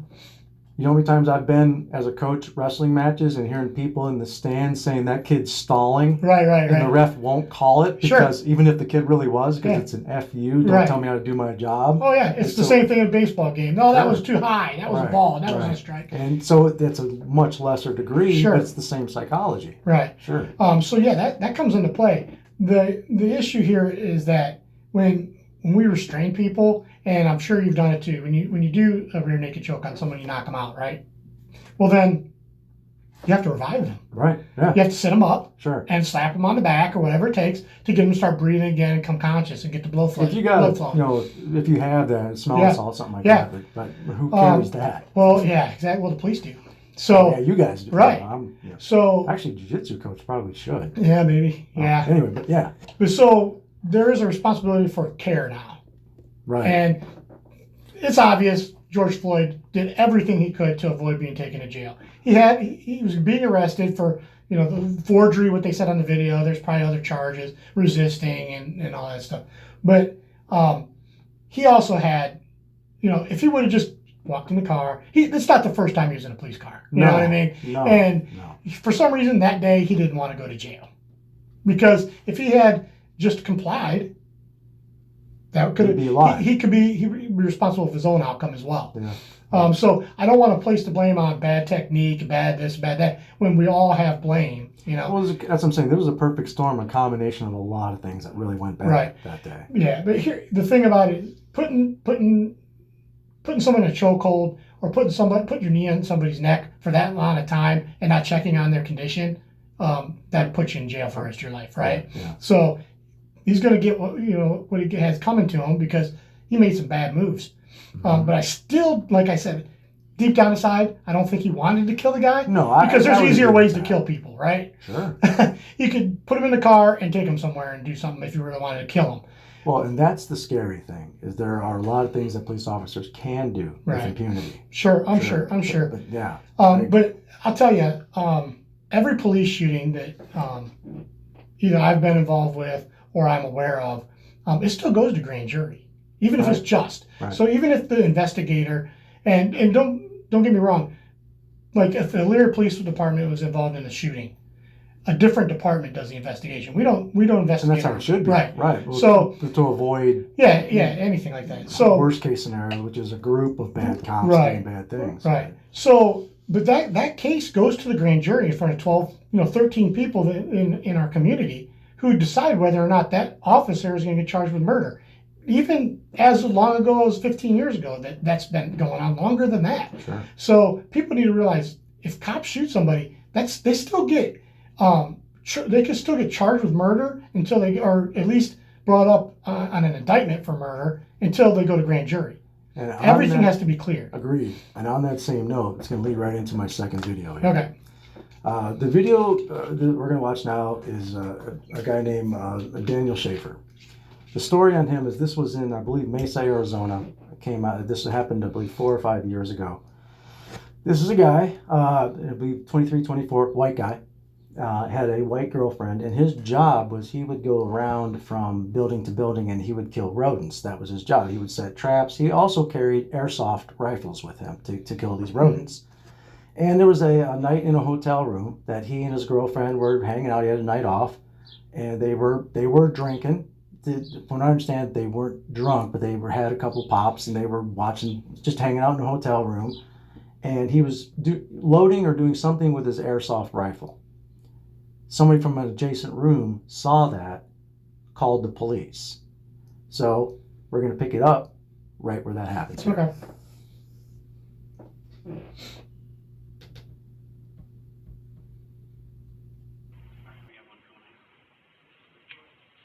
Stop right there! Stop!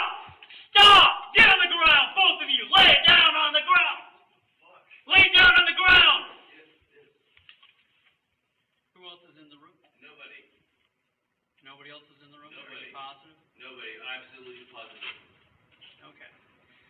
Since apparently we have a failure for you to comprehend simple instructions, I'm going to go over some of them again, okay? Can you both hear and understand me? Yes. All right. If you make a mistake, another mistake, there's a very severe possibility you're both going to get shot. Do you understand that? Yes. I do. Yes. All right. What the? This is, shut up. I'm not here to be tactful or diplomatic with you. You listen, you obey. For one thing, did I tell you to move, young man? Did I tell you to No, sir. No, put sir. both No, your sir. hands, No, sir. No, sir. put both your hands on the top of your head and interlace your fingers. Take your feet and cross your left foot over your right foot. Who else is in the room? Nobody.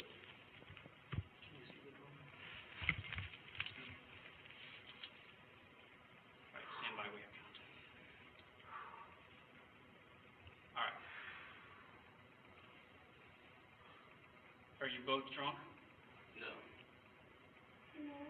All right. So you're not going to have any problems understanding anything that I tell you, right? Yes. All right. Can I go to my room? No, you're not going to do anything but come towards us. Okay.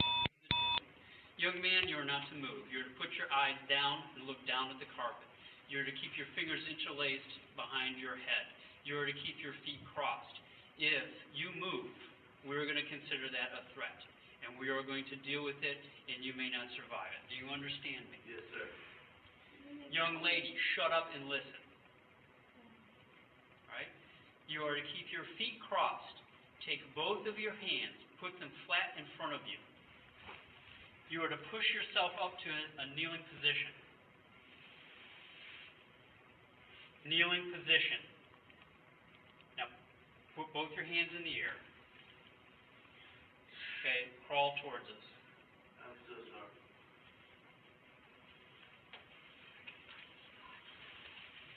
Okay. Stop. Okay. Grab the pole. No, Rich, pull Pull. them this Rich, way. Pull. Let me know when you're clear. Clear?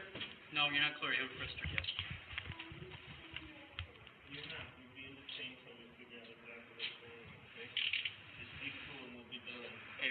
that, lay her flat. Okay, I need one more cuff rope. Okay. This is the deal. We're going to do almost like we did before. Okay? Have a seat. Okay, young man, listen to my instructions and do not make a mistake. You are to keep your legs crossed. Do you understand me? Yes, sir. You are to put both of your hands palm down, straight out in front of you. Push yourself up to a kneeling position. I said keep your legs crossed! I'm sorry. I didn't say this in conversation. Hands in the air! Hands up in the air! You do that again, we're shooting you. Do you understand? Please do not shoot me. Then listen to my instructions. I'm trying to just do what you Don't talk! Listen! Hands straight up in the air. Do not put your hands down for any reason. You think you're going to fall, you better fall on your face. Your hands go back in the small of your back or down. We are going to shoot you. Do you understand me? Yes, sir. Crawl towards me. Crawl towards me! Yes, sir. Don't go!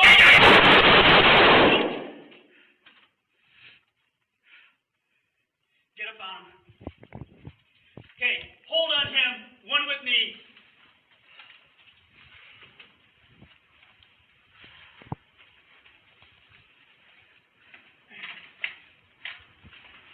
Key card. I never saw that one before. No, Nope.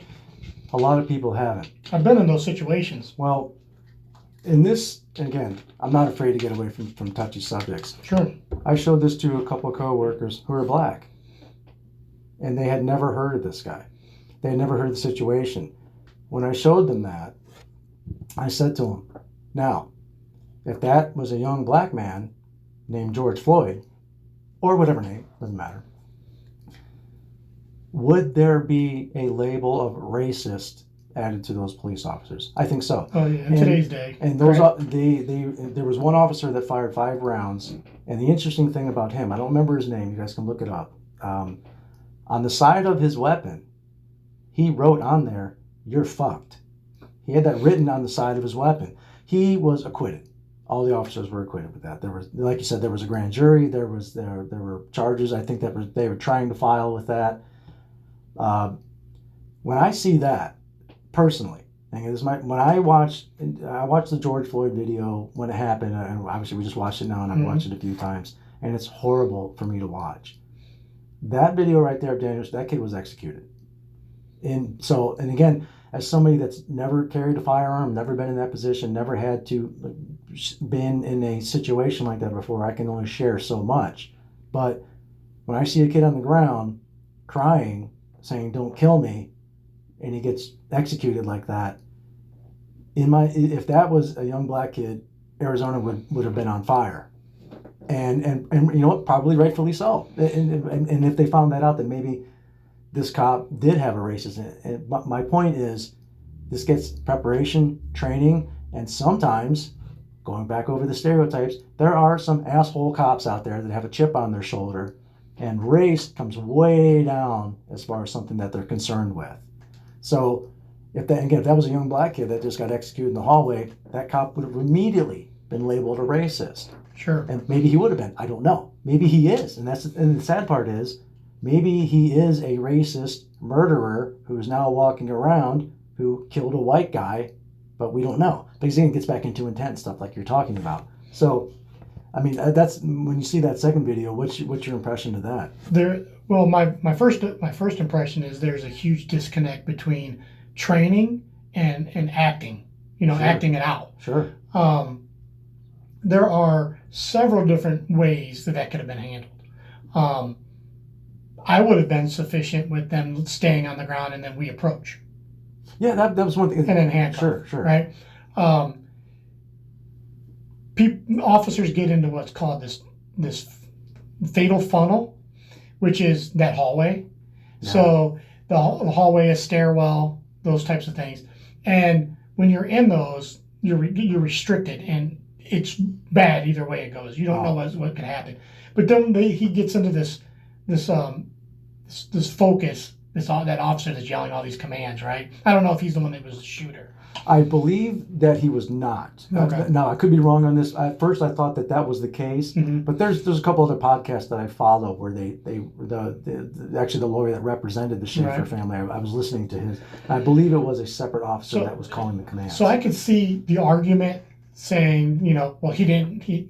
I can see how they got acquitted because they're like, well, he didn't comply with the orders of the police and blah blah blah. Sure. Let's put it on. Let's make that my kid.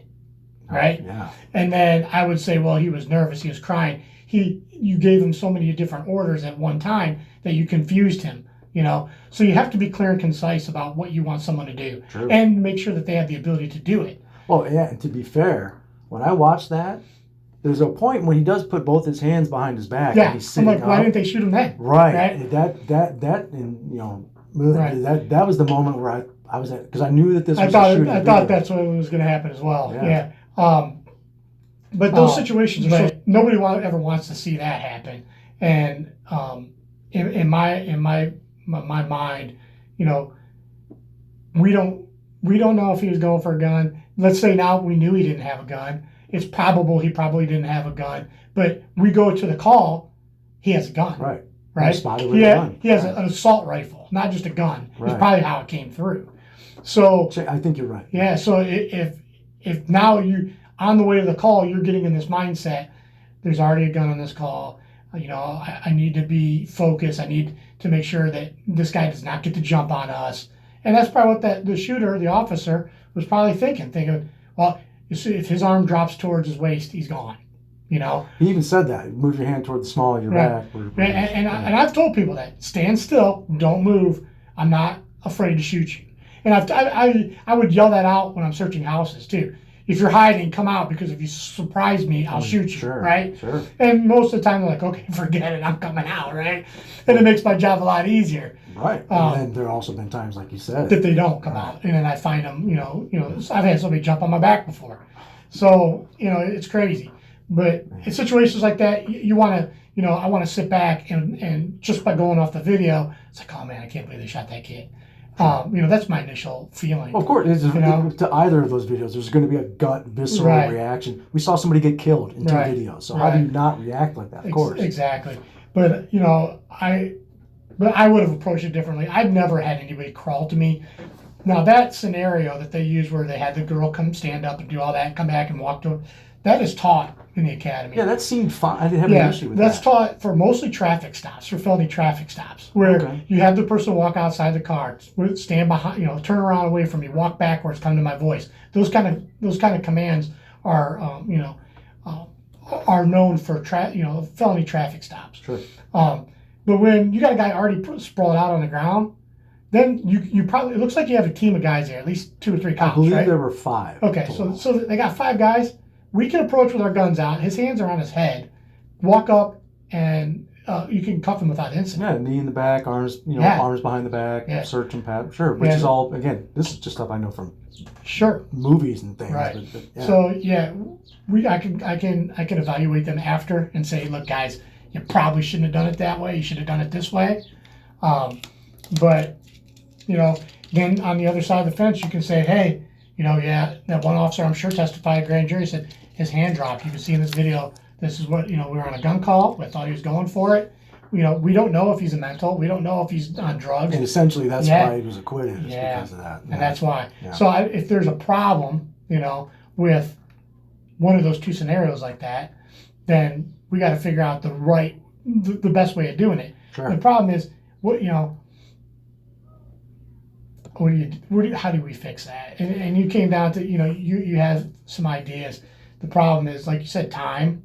Right. Right. Weeding out those, the bad training for the good training. Well, right. And I would say, first and foremost, let's get a list of what good training is. Right. Let's figure that out for today's environment. What kind of weapons do we need to be proficient in? What kind of hand-to-hand do we need proficient in? What kind of hand-to-hand or hand against hand versus weapon? Well, we need to change the mindset of the officers. So. Wow, yeah. That might be the bigger challenge. Well, regarding training. Well, let me tell you, I've taught CCW classes for years, and it went from 12 hours to an 8-hour class. But I would teach a CCW class more fundamentals than we would teach police Okay. when it comes to firearms. Oh, and an officer may shoot one time a year to qualify. That's it. And it all comes down to cost. Sure. The state of Ohio, we used to have a really good qualification course, and it's probably been 6-7 years or longer where they changed it to 25 rounds and you're done to save money because of ammunition prices. Oh, gotcha. So everything's political. Right, yeah, it comes down to budget. And then, so we're going to reduce training or the quality of training to save money, but then that occurs. Well, if there is a silver lining in all of this press, and I mean, hell, we're doing a podcast about it. Sure. If there is a silver lining in this, it is to be a restructure. And this is why, instead of defunding the police, I want to fund the police. So here, figure out where the money's going. So I'm sure you've heard of this, where the warrior aspect, right? Sure. Where when I became a policeman, we were taught to be warriors. You're going to show up. You're going to be a warrior. You're not going to be scared. You're going to fight the bad guy and put him in jail. Well, then President Obama took over, and he changed that. No longer allowed to use the word warrior. We are guardians. So now he changed it to where we're going to use words over muscle, and try to talk people down. And well, there's some truth to that. Sure. Oh yeah. That's something that I tell kids that I'm coaching. Like, look, my hands can take over a fight. Words can take over a country. Sure. So yeah. Yeah, absolutely. There's some truth to that, sure. And then the problem was, okay, we're going to have this new training, but it didn't tell you where to apply it. You know what I mean? It's just, well, again, it gets back into intent. Sure. If somebody makes a mistake, but they're a good person, completely. I think this new wave of political pressure to remove firearms from the police is just the most stupidest thing I've ever heard in my life. I agree with that. Even though I painted the scenario Sure. of being unarmed at a traffic stop, right. I could listen to that, but to take it away from me completely, no. No, because if I'm holed up in my house, you know what I mean? I need guys with guns to come back me. Well, right, and it's like the saying says: do you need an AR-15 to really defend your home? The answer is, if I need my AR-15, you better hope I'm defending you. Right, exactly. That's the answer. Yeah, and that the whole owning firearms is that's a completely different subject. Sure. But the police having firearms is bar none a requirement. I think you're going to get people killed. Yeah. If you take that away from them. Yeah, and you're going to have more of those chokeholds that aren't going to tend to somebody's health and welfare when they're done choking. They're just going to start choking people and leaving them. Put them out, leave them there. Right. Figure it out if they get back up. Right. Yeah, it's gonna be crazy. It'll be the crazy. Wild West. Right. You can't have that. And yeah, so it always comes down to training. It comes down to budget. The city's budget is for training is ridiculous. The training is something that even the people that listen to this and just getting this type of stuff out there, we can make a big noise about that. Budget, like you said, that goes up the food chain. We're a mouse fighting a gorilla when it comes to that. There are instances, there are departments, like Wellington, for instance. They have Chief Barfield, probably the best man I ever met in my life. Okay. Good man, great chief, and that's why people want to work for him. Because he backs people and he's all about training. He is a professional trainer. He goes to conferences and he trains people. He does talks about wearing your vest, and he's a black belt in jiu-jitsu. He's a well-rounded person. Legit. Yeah, That's awesome. He's the real deal. Good.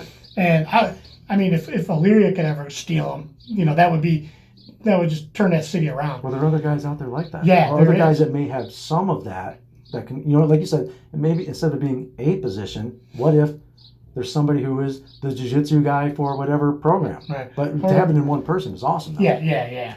Well, he's retired from Maple Heights. I think he retired from. Okay. So he's seen crime, right? Well, yeah, in the city. Mm-hmm. Yeah.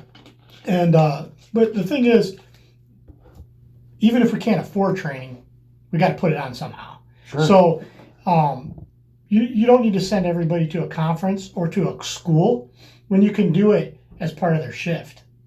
Right, You know, exactly. we're paying them already. Sure, make that as right. If you're going to work an 8-hour shift, have an hour of training as Right. part of that. Something. Yeah, Like, every day. example. Sure. Every day, because nobody wants to get trained.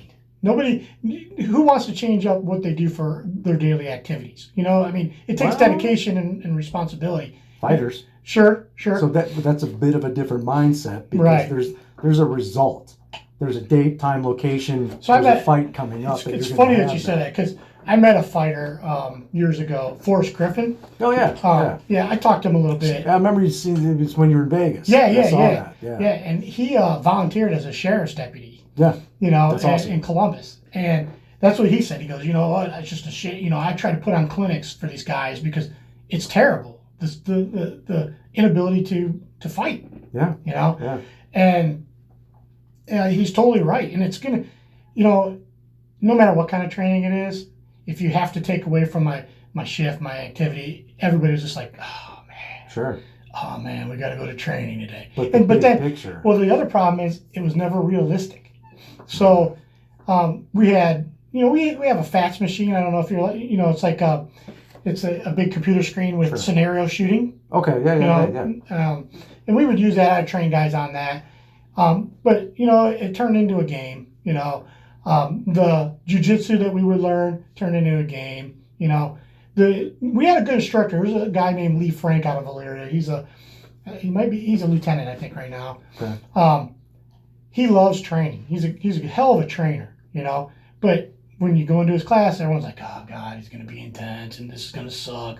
You know, Right. we got to make people buy into this. Right. Well, right. And that's the key because if it's forced, well, and this is the issue that I've always had as a trainer and as a coach. I talked about it when Joe was here, which is if I force you to get up every morning and then I get you in the gym for a second workout and then a third workout, and even if it leads to a world title belt around your waist, there's going to be a little part of you that's going to resent me. Right. Because I forced you to do it. Mm-hmm. But if you are the one waking, and you're beating me to the gym in the morning, and you're the one that's asking questions, and you're the one that's sending me workout videos, and you're the one that's sending me stuff about your opponent, then you are choosing. And then that way, even if it doesn't lead to a world title, there's a friendship and a trust and a bond there. Right. So you talk about changing that mindset, that's a challenge. Right. Because, like we said, if I was 19 years old and I see what's going on publicly about the police, do you think I would want to be a police officer? Well, I'll tell you right now, I don't want my kids becoming cops. Yeah. You know, I told my boys, Yeah. I said, it's not going to happen in this house. You know, Well, I don't blame you. it's not going to happen. And it's a thankless job. You know, here's the thing. I've never had somebody I didn't know invite me to their house for dinner, you know, and I worked in their, you know, their zone for 20 years, you know. Why not reach out? You want the cops to be more for the community and to be less authoritative, or, you know, they invite them to dinner. It's a great You know, idea. Yeah. have them come. Yeah. You know, you're sitting on the front porch, offer them a Kool-Aid, you know, or a lemonade or something. You know, Sit you got down a and good point, because my neighbor right over here has a sheriff, the sheriff vehicle, and I'd see him from time to time. Yeah. You see, and if people did that and not know them, you know, I got invited to families, you know, or buddies' families who when during holidays to go for a dinner. But how about just some random civilian, you know, that I work in their city and I protect their city? You know, I'm not asking you to give me McDonald's gift certificates, but, you know, just do something. Say, hey man, just wave to me, you know, give me a little, you know, hey, thank you. It's like when you see the Norman Rockwell painting of the cop with the little kid, you know, that mentality can still be there. Oh, for sure. But a lot of it starts with, if you raise your kids and you teach your kids, hey, cops are bad people. What do you see now? Right. Every time I went to a grocery store, I'm going to tell that cop, I'm going to have that cop take you away. I'm going to have, you know, I'm going to tell him that you've been bad, you know, and I tell him, don't be afraid. Right. I've had mothers, you know, I've talked to little kids before just to say hi and how they're doing in school, and mothers grab, don't you ever talk to them. And that was normal. That's normal. See, I can't. And it's something I've told police officers. I can't imagine that when I'm on my job, that almost every person I talk to does not want to talk to me. At best. Right. At best, I don't want to have anything to do. I've said it It's before. always, I don't want to call the cops. It's always people hate the cops and love the firemen. Yeah, wow. Firemen don't give tickets. It's a good point. All right. Well, that and to be fair, I do see a lot more of the hot fireman calendars. Right, You know, right. the dudes with the shirts off and stuff. So Yeah, that might have nobody something on to do day with shift wants to take their shirt off in the Yeah, police department. well. That's seniority. it. Well, maybe if they're properly trained, you know what I mean. Right, They look like a fight team with their shirts off. There. Exactly. And I'll tell you, as I've seen before I left and retired, I've seen the newer generation in way better physical condition. So Some I younger- am yeah. seeing that. Yeah. You know, I'm not seeing us hire, Good. blubber and But obviously like you said, they can become complacent. yeah. The way they look at age 20 and the way they look at age 36. Yeah, I don't look the same either, right? So, Right. yeah, Well- exactly. Well, but there's a part of getting age and getting older, but there's also a part of just being lazy Right.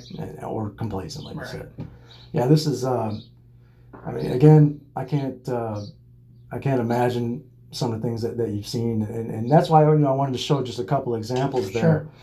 And get a direct feedback because you've been in those situations before. And you've Yeah, seen so and this is a better understand. platform than trying to reply in a sentence on Facebook, you Right, know? exactly. And then people are Exactly. like, oh, he's an asshole cop, just like the rest of them. That's not, you don't understand, Right. I'm not asking you to walk in my shoes, just understand, Right.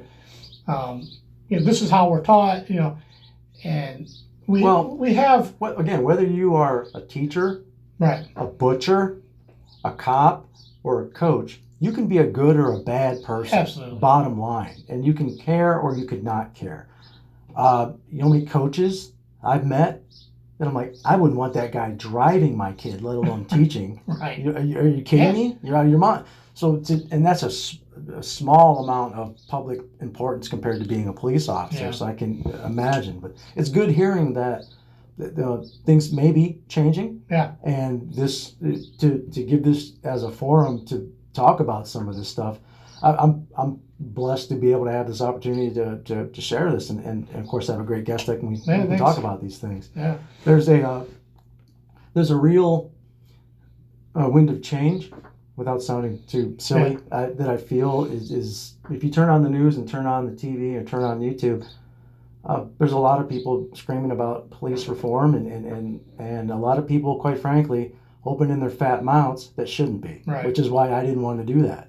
And to have you to come on and share some of these things has just been, it's been an honor. And you said that to me when I invited you to come on. Sure. The honor's been mine, and, Right, and I thanks. appreciate that. Before we go, again, I want to thank everybody out there for everything. And Dan, having you come on has yeah, it was been, good to catch up too. yeah, no kidding. Right. It's been awesome. I don't know how long we've been going here, but that's a beautiful thing about technology is we can keep going. But Sure.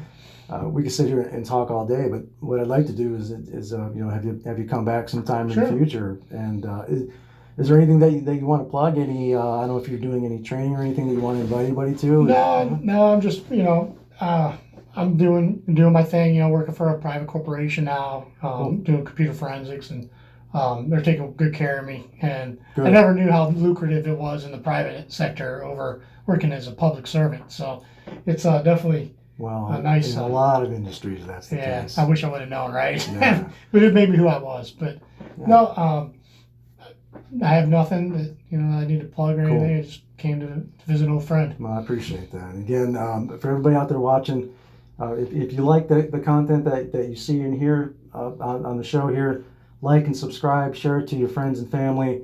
We're going to be doing a lot more stuff with the podcast here. We're actually going to be having a version coming out soon that for a lot of people have been reaching out to me telling me that they like to listen to the podcast in the car. So we'll be doing a version where it won't really be as visual, but I like being able to share the visual stuff as well. Again, a big thank you out to everybody that's been supporting this, been there to really keep things going. I can't thank you enough for coming in. It's been awesome hanging out with a lifelong friend. And, Yeah, absolutely.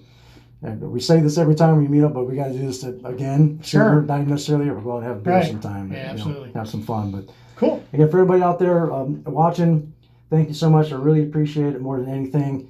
You guys are the best. We love you all. And don't forget, first pants, then shoes. We love you. Have a good night.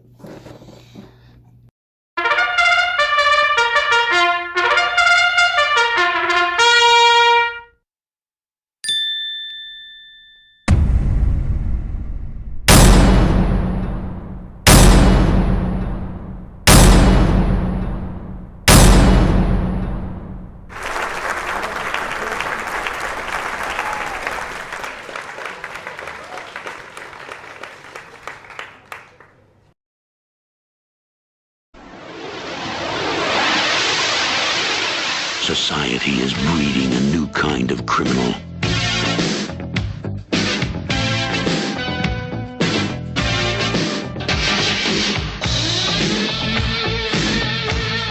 It's also breeding a new kind of cop. All along you knew it wasn't right. You were spending time losing sight. Play a game that isn't fair, and your partner's left standing there. At least you know you dream alone. Sometimes feel your heart's made of stone. As you try to move your adjustment right, but your feelings you still try to fight. Then you start to feel the heat, feel the heat. As you feel the time is turning, then your mind just starts to feel the heat, feel the heat. As you feel the time is turning, then your mind just starts to feel the heat.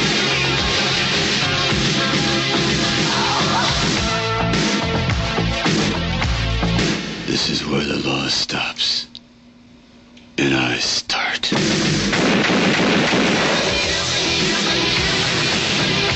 Stallone is a cop called Cobra, the strong arm of the law.